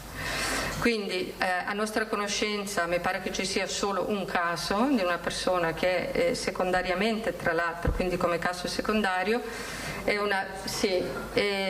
poi una persona mi pare che era rientrata da un paese, cioè insomma da un paese dove al momento c'è una circolazione e un'incidenza maggiore. Questo è quello che ci risulta, questo non significa che siano esclusivamente queste, anche perché noi sappiamo che il vaccino non è una protezione al 100%, nessun farmaco lo è, e quindi abbiamo una copertura altissima, una protezione molto alta per il soggetto che si vaccina, ma può anche succedere che ci sia quello che definiscono gli inglesi immunity escape, cioè dei soggetti che non sviluppano gli anticorpi per il virus, che sia variante o che non sia variante. Però l'effetto comunità, no? Quello che vogliamo creare attorno al soggetto, serve anche per proteggere queste persone o che non si vogliono vaccinare o che non si possono vaccinare o che non hanno risposto in maniera adeguata alla vaccinazione. Questo è il concetto di sanità pubblica. Grazie. Grazie, avevamo in sospeso, mi pare di ricordare, delle domande sui vaccini all'assessore Lanzarin. Assessore, buongiorno. Volevo chiederle se per cortesia ci può dare le nuove forniture di vaccini. Sì, allora me le sono fatte mandare. Allora noi abbiamo il 5, quindi lunedì, abbiamo ricevuto 173.160 dosi di AstraZeneca e domenica, e domenica abbiamo ricevuto 150.000 dosi di AstraZeneca, domenica 150.000. Mentre 173.000 il 5 di Pfizer e il 5 30.000 di Moderna. La prossima consegna è il 12, in cui abbiamo Pfizer e Moderna, che sono 175.500 di Pfizer e 65.900, quindi raddoppiamo, di Moderna. Poi l'altra consegna ce l'abbiamo il 26, il 19, scusatemi, c'è una consegna anche intermezza il 19, che abbiamo 159.000 di Pfizer e sempre il 19 40.600 di Moderna. Ultima consegna del mese di luglio, il 26, 159.000 di Pfizer e 40.000 di Moderna. Non abbiamo oggi notizia su arrivi di AstraZeneca, che ci è arrivata domenica 150.000. Non abbiamo notizia.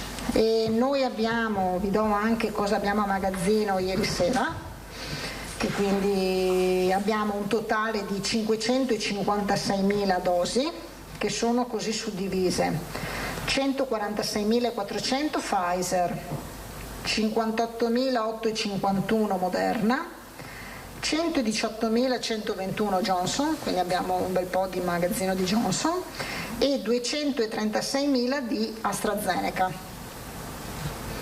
Quindi sui 556.000 abbiamo più di 300, quasi 350.000 solo tra AstraZeneca e Johnson & Johnson.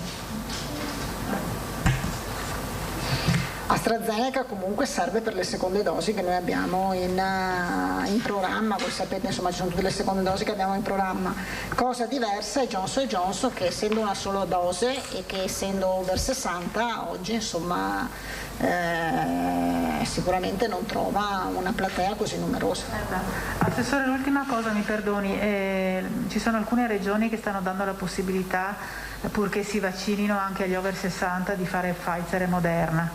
Anche in Veneto è così o per loro l'indicazione è solo AstraZeneca? Allora, l'indicazione è quella che decide il medico vaccinatore, quindi se uno poi si presenta di fronte al medico vaccinatore che fa l'anamnesi, valutando il caso per caso, può proporre anche Pfizer o Moderna, insomma, ecco, lasciamo libertà ai centri vaccinali e ai medici vaccinatori in base anche ai vaccini che abbiamo in quel momento in cui uno si presenta. Perfetto, benissimo, grazie. Se non ci sono altre domande, grazie a tutti e alla prossima.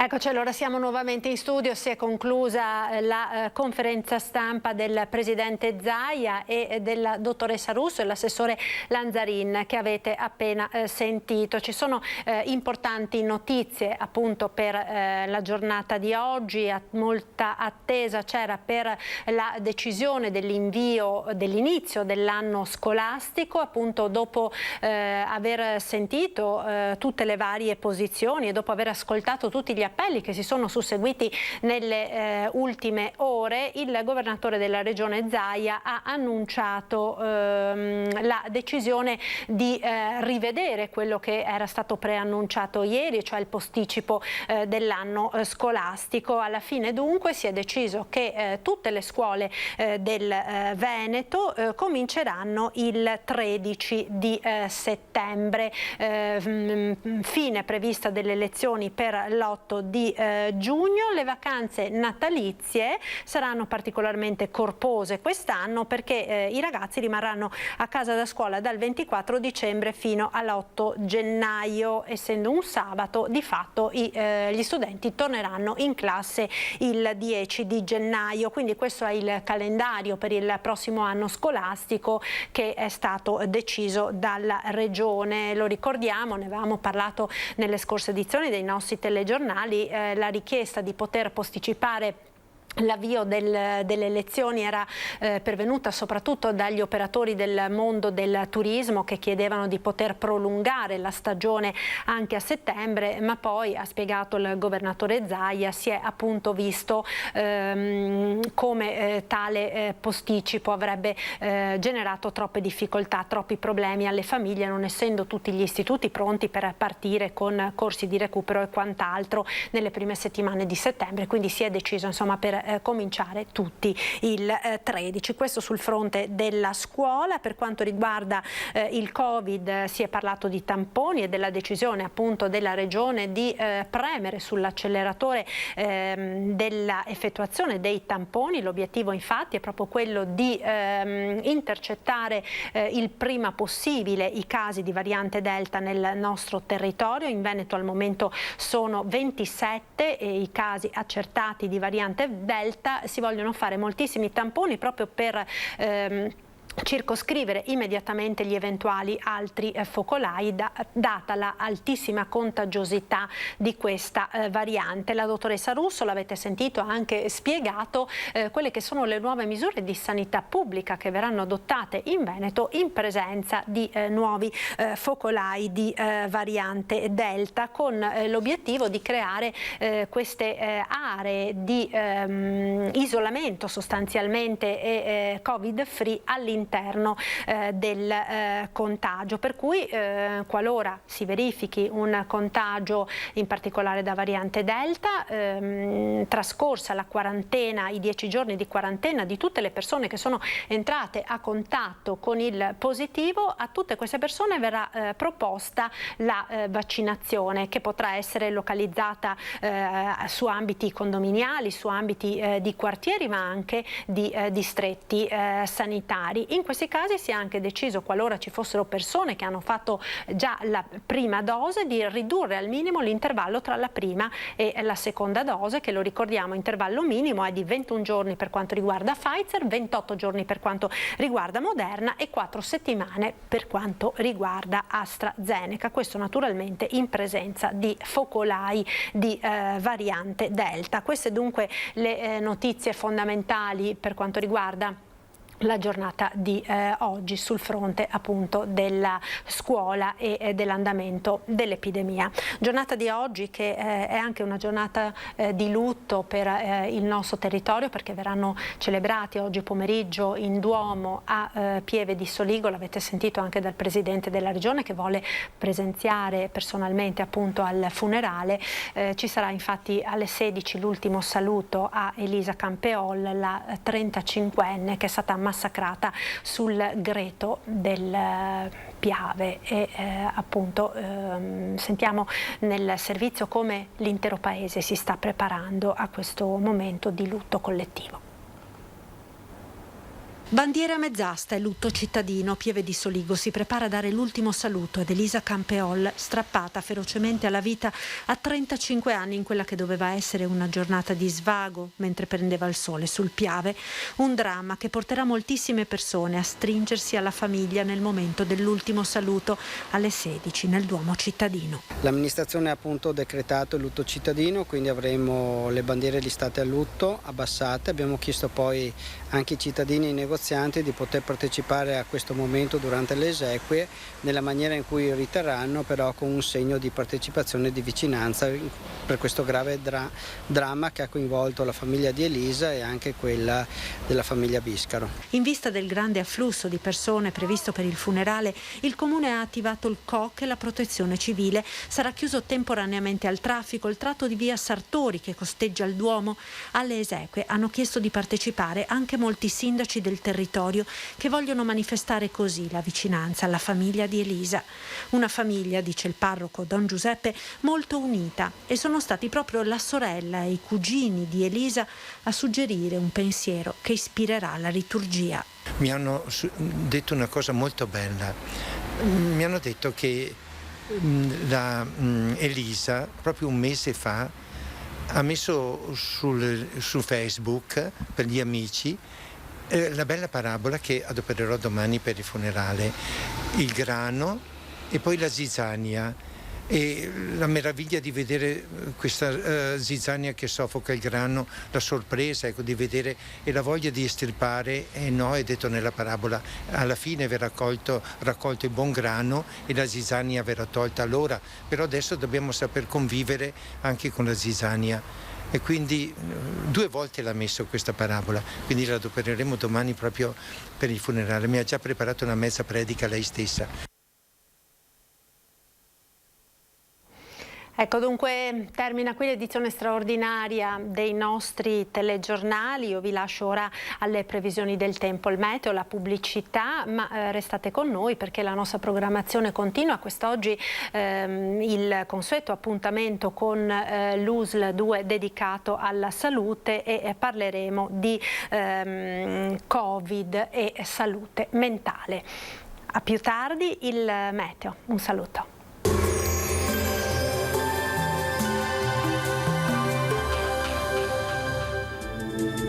Bentrovati al meteo. Nuova rimonta dell'anticiclone africano che torna ad essere protagonista sul nostro territorio con sole e tanto caldo.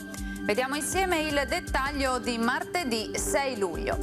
Sul Veneto la grafica ci mostra una situazione buona ed in effetti sarà una bella giornata di sole. Il cielo si presenterà sereno, salvo per qualche temporaneo annuvolamento, più che altro in montagna, ma del tutto innocuo. Uno sguardo anche alle temperature che saranno in aumento, minime tra 15 e 21 gradi, valori massimi compresi invece tra i 28 e i 33 gradi. Ci spostiamo ora sul Friuli Venezia Giulia, dove di fatto avremo poche novità. Anche qui ampio soleggiamento, cielo terso e limpido un po' su tutti i settori.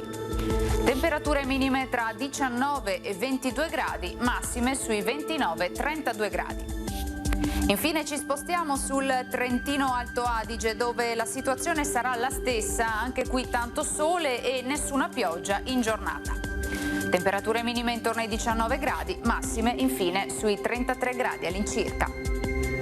Dal meteo per ora è tutto, vi auguro come sempre un buon proseguimento in compagnia di Antenna 3.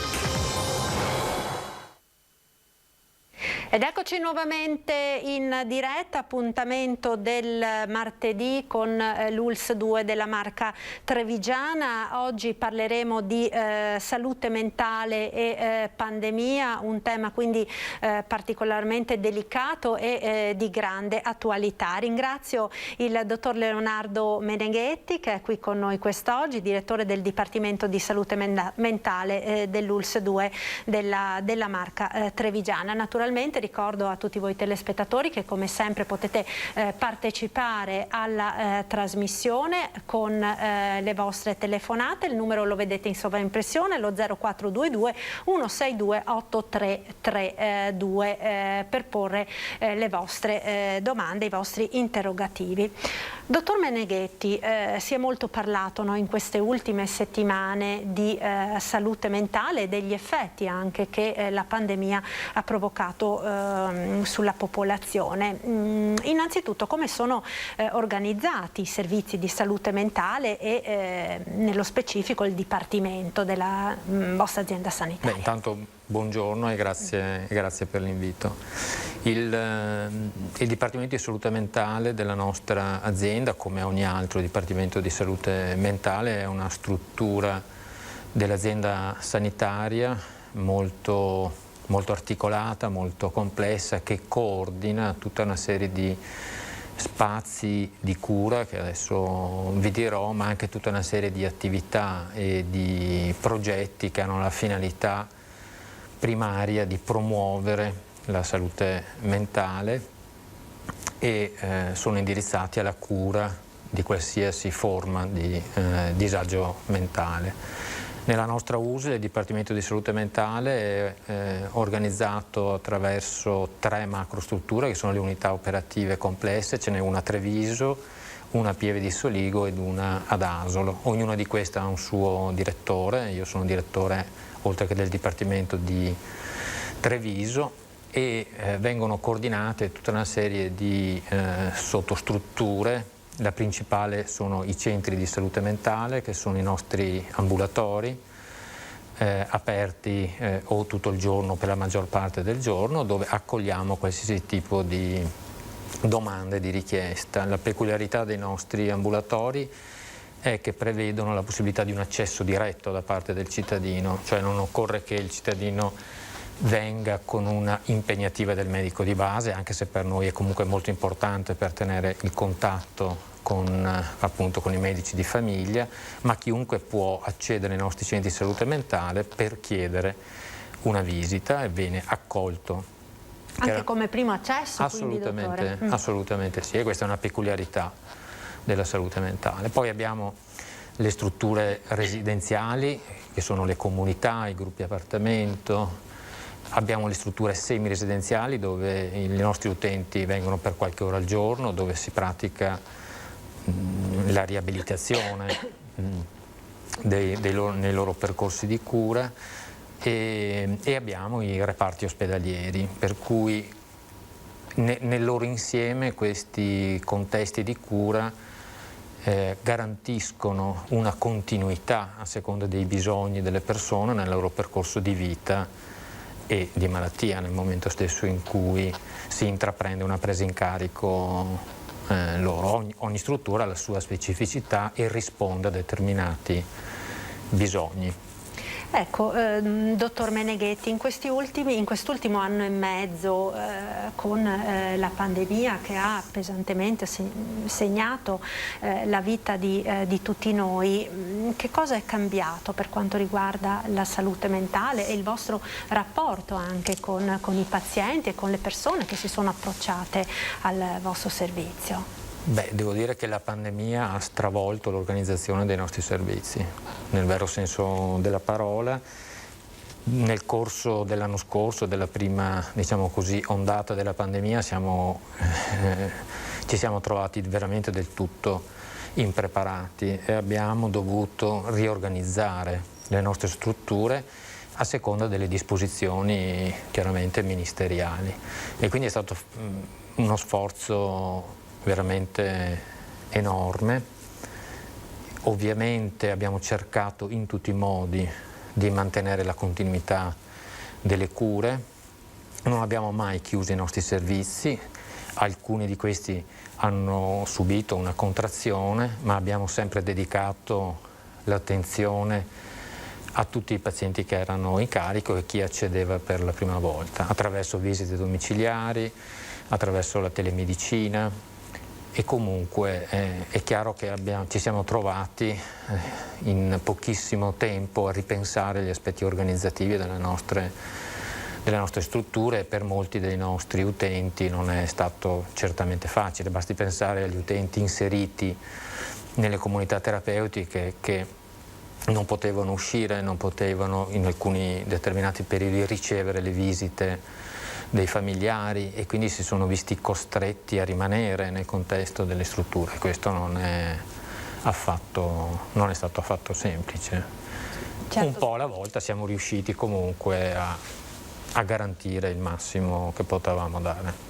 Chiaramente, perché se sono state situazioni di grande difficoltà per tutte le persone che si sono trovate a vivere questo isolamento, questa chiusura eccetera, sicuramente per delle persone che hanno delle patologie che coinvolgono appunto la sfera della salute mentale, diciamo l'impatto è stato ancora maggiore, ancora più forte. Su questo non c'è assolutamente dubbio, nel senso che l'impatto della pandemia chiaramente è stato diverso a seconda, in ognuno di noi, a seconda delle risorse che ognuno di noi poteva e ha messo in campo.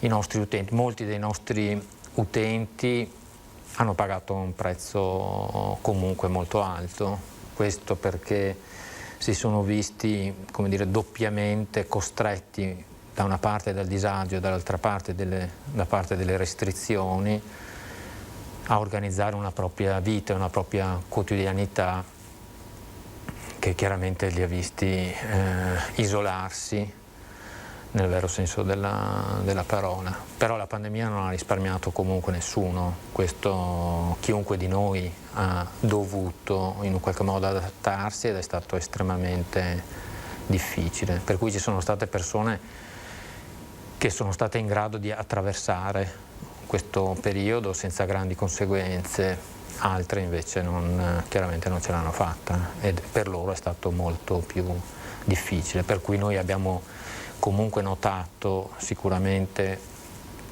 una diversa domanda di aiuto, un aumento e una diversa domanda di aiuto.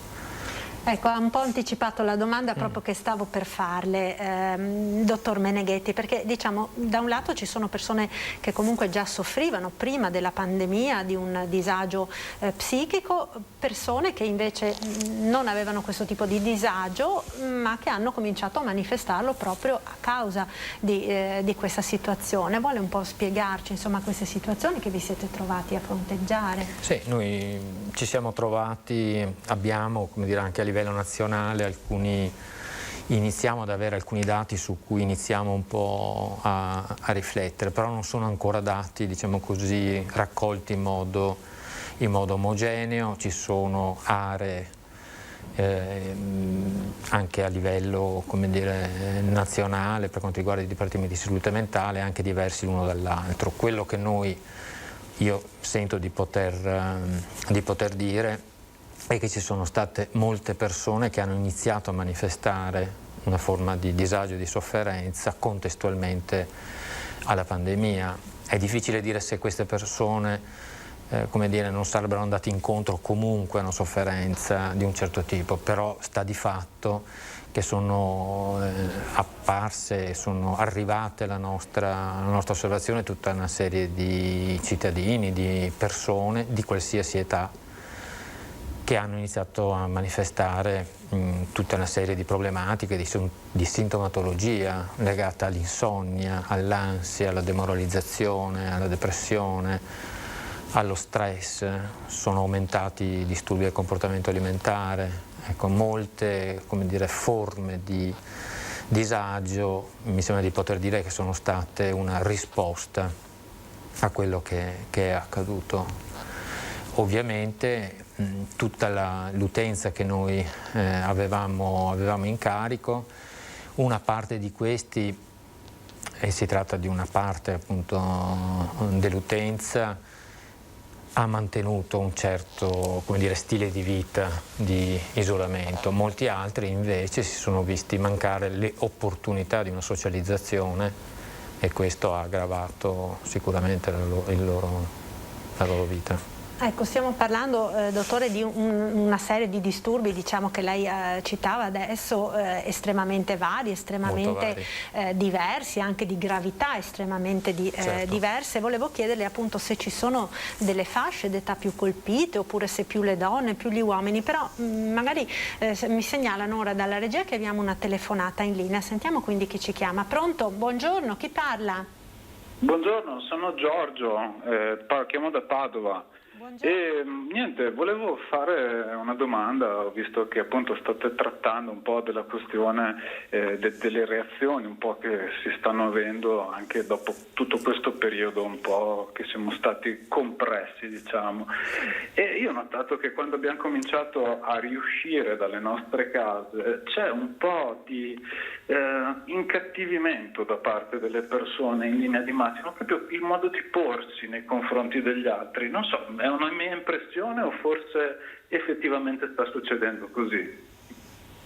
Ecco, grazie allora Giorgio. È vero, la gente si è incattivita, c'è più nervosismo, ci sono più reazioni. Ma è difficile chiaramente generalizzare, ma mi sembra anche una domanda opportuna e ben posta, nel senso che la risposta allo stress avviene anche attraverso un aumento appunto di momenti, di aspetti in cui la persona, e ne abbiamo visti molti, insomma, fa fatica, diventa più nervosa, fa fatica a controllarsi da un punto di vista, come dire, dell'espressione un po' delle emozioni, sono aumentati i litigi familiari e ovviamente non in tutte le famiglie, per cui mi sembra che questa domanda colga uno degli aspetti. Sicuramente c'è stato in una buona parte delle persone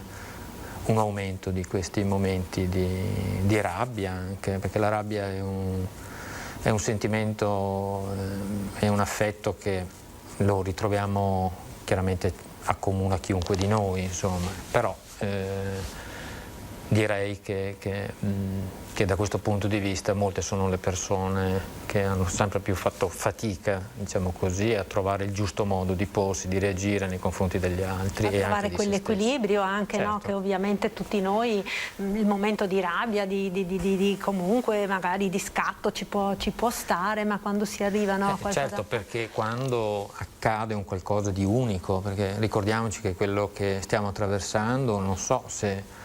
Molti dicono che sia la prima volta nella storia, noi parliamo di un qualcosa che ha, come dire, che ha toccato qualsiasi ambito, come dire, planetario, no? Ecco, per cui è stato veramente un qualcosa di unico, che ha stravolto quello che è il nostro normale, che era il nostro normale modo di vivere, per cui di fronte a un accadimento di questo tipo chiunque di noi ha perso dei riferimenti, una modalità di affrontare la quotidianità che prima dava per assodata, e questo non è facile, bisogna avere anche la capacità di adattarsi. E molti ce l'hanno fatta, molti altri hanno avuto chiaramente molta più difficoltà in questo. Ecco, ci sono appunto, le stavo chiedendo dottore prima, delle fasce d'età diciamo maggiormente interessate oppure appunto il sesso, la donna, l'uomo che hanno risentito maggiormente di questa situazione? Ma guardi, le fasce di età sono state in un qualche modo tutte attraversate e colpite. Sicuramente c'è una fascia di età che in particolare è stata colpita, ed è la fascia dei giovani. Questo è quello che non solo noi stiamo vedendo nel nostro Dipartimento, mai come adesso abbiamo avuto così tanti giovani. Giovani significa, per quanto riguarda la salute mentale, il Dipartimento di Salute Mentale prende in carico dai 18 anni. Dalla maggiore età. Dalla maggiore età, però i servizi di neuropsichiatria infantile si sono visti, come dire, sovraccaricati di una domanda di aiuto da parte di giovani, mai come in questo periodo. E anche bambini, insomma, anche di famiglie. Ma anche noi, nel senso che mai come in questo periodo abbiamo avuto tardo adolescenti, giovani adulti che hanno subito un grande stress e sono aumentati i disturbi, quindi abbiamo dovuto anche pensare a delle azioni che stiamo mettendo in atto da qualche mese. È vero che abbiamo iniziato in epoca pre-Covid, ma tutto il lavoro che il Dipartimento di Salute Mentale insieme al Dipartimento dell'Infanzia e Adolescenza e quella delle dipendenze, noi abbiamo lavorato a stretto contatto per un anno insieme con un tavolo tra noi direttori, abbiamo portato all'attenzione della direzione, della conferenza dei sindaci, un progetto proprio rivolto ai giovani. E nei nostri ambulatori, nei nostri centri di salute mentale stiamo mettendo in campo dei progetti specificamente rivolti a questa fascia di età. Noi non eravamo abituati ad avere così tanti giovani, quindi i pronto soccorso sono subissati di arrivi di giovani, molti dei quali, basta pensare anche ai ricoveri in pediatria con tentativi di suicidio, sono aumentate molto l'uso di sostanze anche nei giovani, evidentemente come una modalità di affrontamento di un grande stress e di un grande disagio.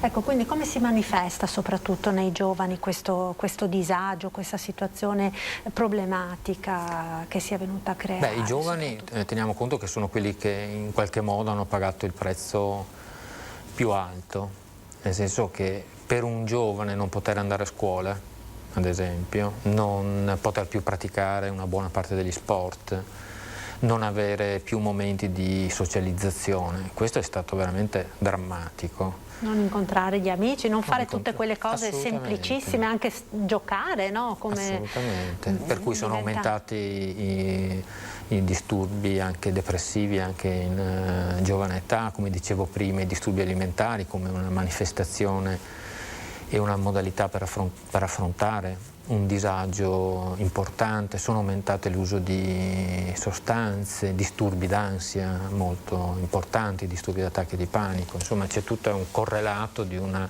disagio, di una sofferenza che noi stiamo vedendo crescere e speriamo che un po' questo, un po' alla volta, si riesca ad uscire finalmente, ce lo auguriamo tutti.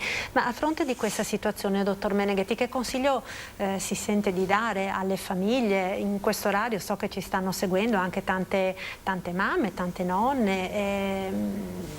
Che consiglio si può dare per cercare di supportare al meglio questi giovani in questo momento, insomma, che comunque continua tuttora anche a essere difficile? Abbiamo sentito proprio poco fa relativamente alla scuola, molto probabilmente sarà difficile anche il prossimo anno, a settembre, ricominciare normalmente come eravamo abituati prima, quindi sicuramente la situazione è destinata anche a continuare in qualche maniera con delle limitazioni rispetto al passato. Non è una domanda facile, nel senso che dare consigli non è semplice. Anch'io sono padre, per cui ogni famiglia dovrebbe trovare un po' il modo di parlare, di ascoltare quello che può anche essere. Per intercettare, no? Il disagio, perché magari spesso i ragazzi non lo esternano con la famiglia, non ne parlano, e quindi magari il genitore se ne rende conto quando il problema già ha assunto una proporzione, no? Magari già allarmante. Per cui in prima battuta direi proprio questo, che spetta a noi genitori non sottovalutare, non enfatizzare, ma nemmeno sottovalutare quelli che possono essere dei momenti o una fase di disagio di un giovane, dei nostri figli, e quindi, come dice lei, parlare con loro, chiedere.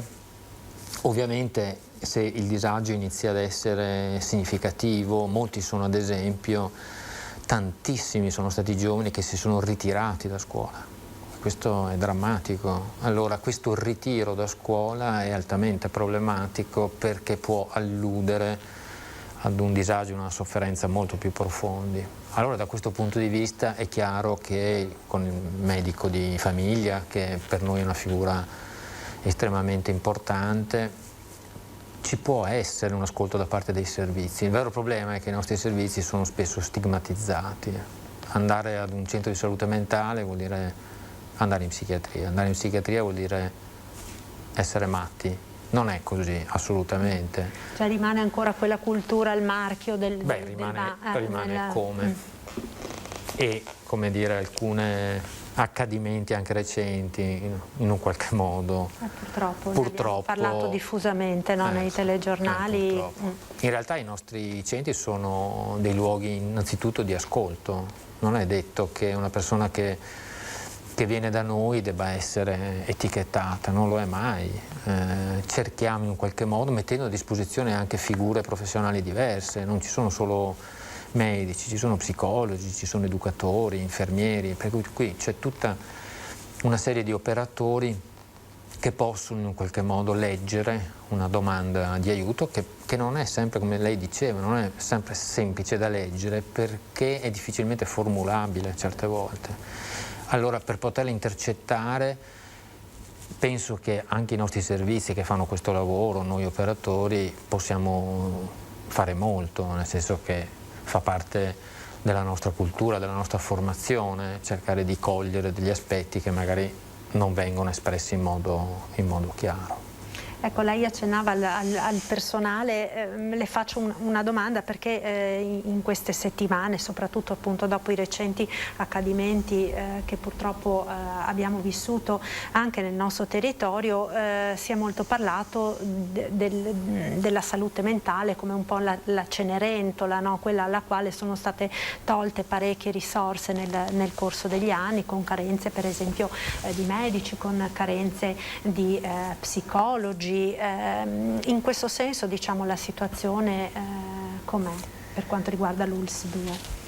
Beh, insomma, in generale è vero che bisogna dirlo, insomma, nel passato anche recente le varie aziende ospedaliere hanno fatto fatica ad avere l'autorizzazione, diciamo così, regionale per poter avere soprattutto medici e psicologi.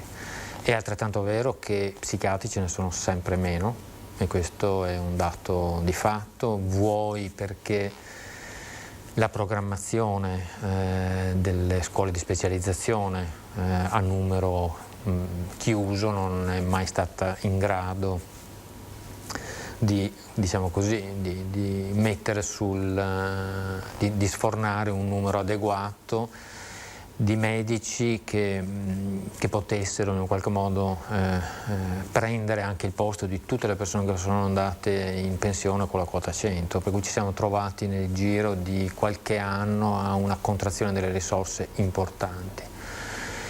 E quindi che cosa significa? Significa, ed è quello che stiamo facendo, in un qualche modo dobbiamo pensare e attuare un modello assistenziale meno medico-centrico. Significa di valorizzare la competenza e la professionalità di tutte le figure professionali. Il medico rimane una figura centrale, ma è centrale anche l'infermiere, è centrale l'educatore, è centrale lo psicologo. E noi stiamo lavorando in tutti i centri di salute mentale di tutto il Dipartimento dei 3 distretti per proporre un modello assistenziale di questo tipo. Perché da soli pensare che le risposte debbano o possono essere solamente appannaggio di una figura medica è fuori dal tempo. Ecco. Ma noi crediamo che valorizzare le altre figure sia fondamentale non tanto perché in un qualche modo riescono a sopperire alla mancanza di medici, ma perché le risposte che danno tutte le figure sono altrettanto centrali e fondamentali. L'ULSS 2, io sono qui da un paio di anni, da poco meno di 2 anni, ha fatto di tutto e di più, abbiamo fatto concorsi a tempo determinato, a tempo indeterminato, siamo riusciti ad avere qualche psicologo in più, per cui è stato fatto tutto quello che si poteva fare. Rimane, diciamo, di fatto questa carenza che sta coinvolgendo anche altre specialità, naturalmente. Ecco, noi ora ci fermiamo per qualche istante di pubblicità, diamo quindi la linea alla regia, ci rivediamo tra pochissimo, restate con noi.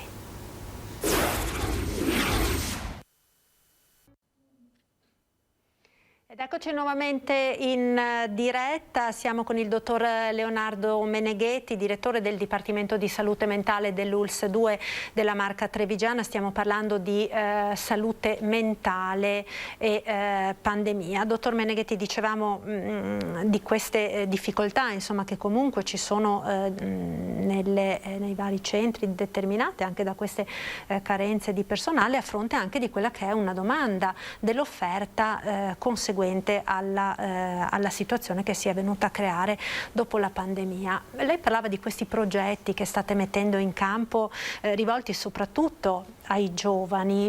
Vuole spiegarci meglio, parlarci di che cosa state mettendo in campo?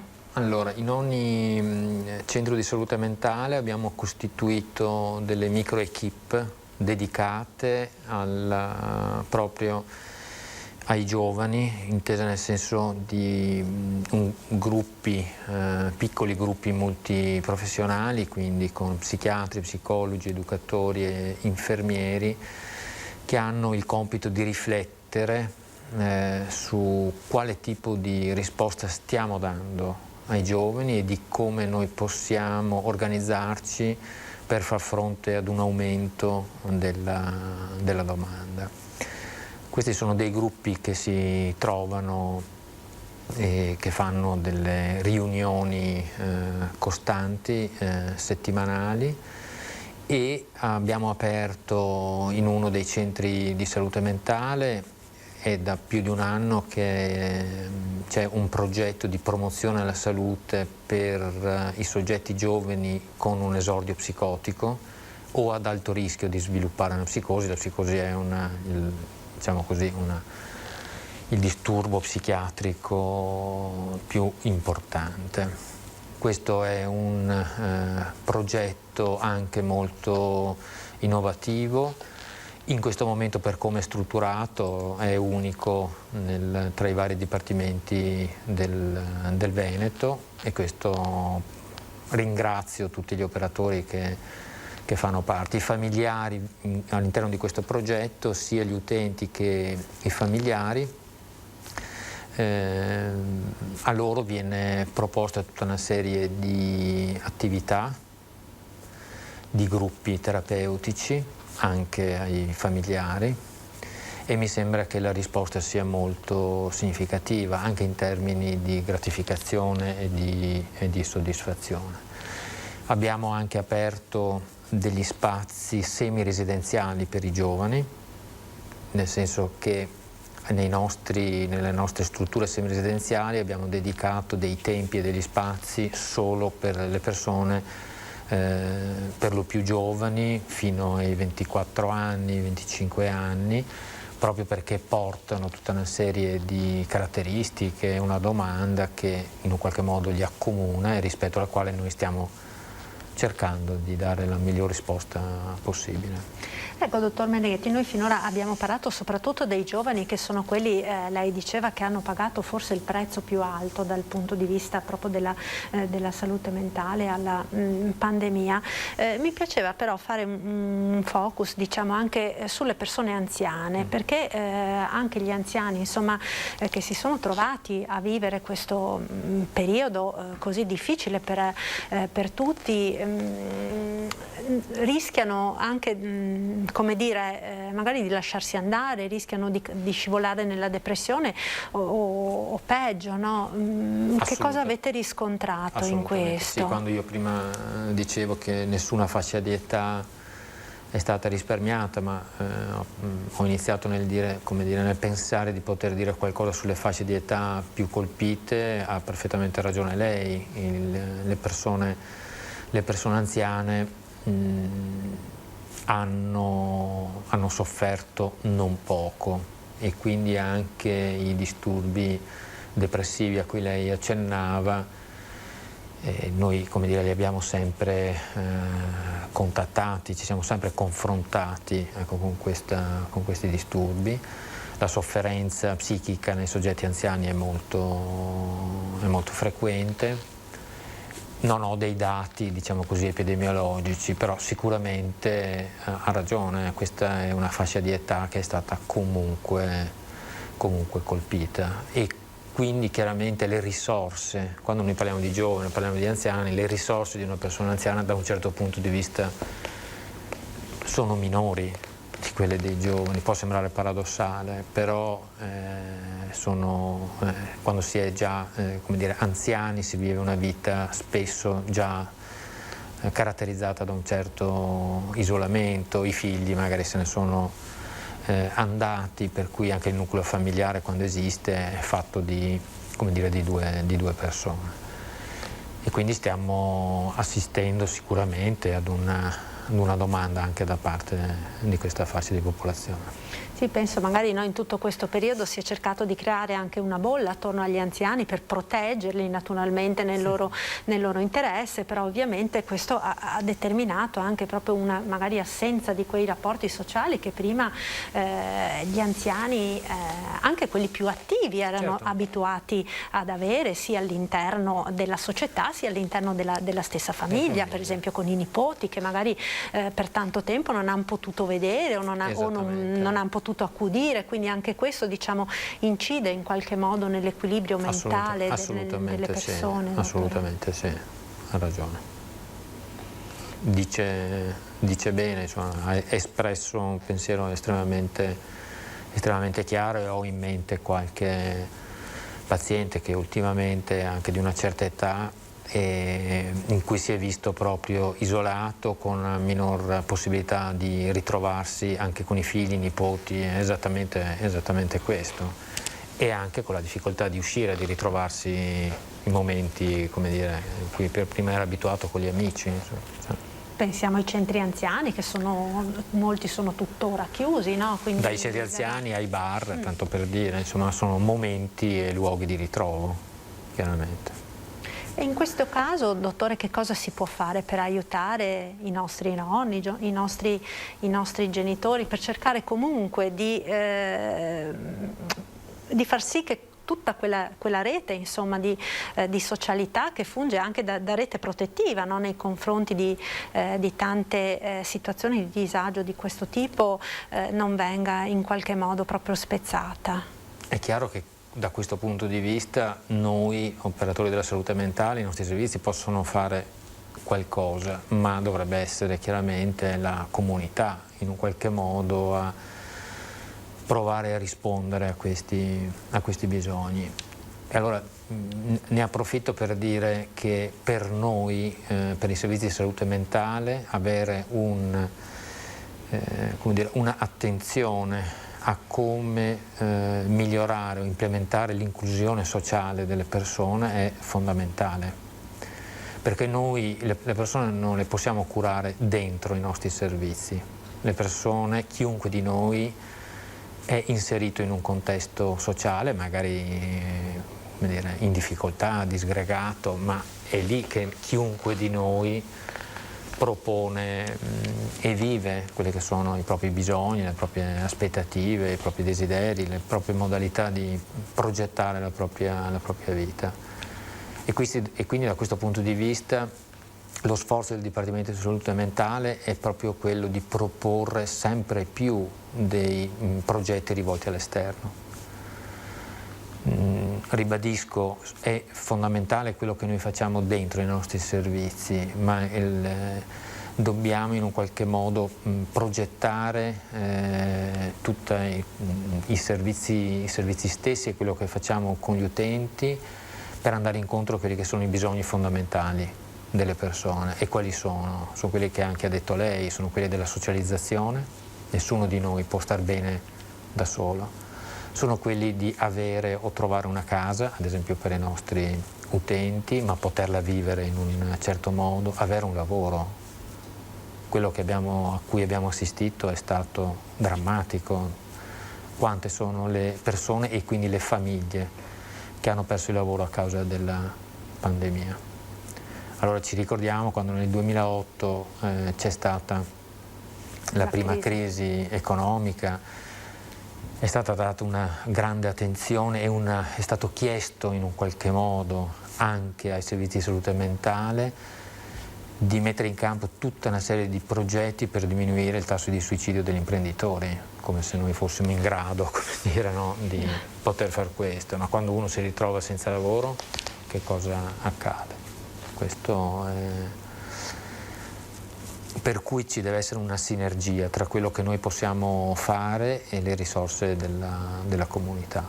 Non c'è nessun dubbio, noi da soli non ce la possiamo fare, anche perché, ribadisco, è fuori che si trovano le risorse ed è lì che dobbiamo giocarci quello che sono i nostri bisogni.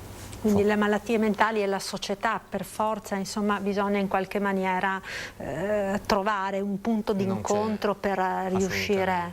Salute mentale non si fa all'interno di un dipartimento di salute mentale fino a che questo dipartimento di salute mentale non è aperto all'esterno. Per cui si tratta di lavorare con gli utenti, ma anche con i familiari, con tutti gli enti, l'associazionismo, il volontariato, tutta una serie di attori che per noi e per chi giunge a noi sono assolutamente fondamentali.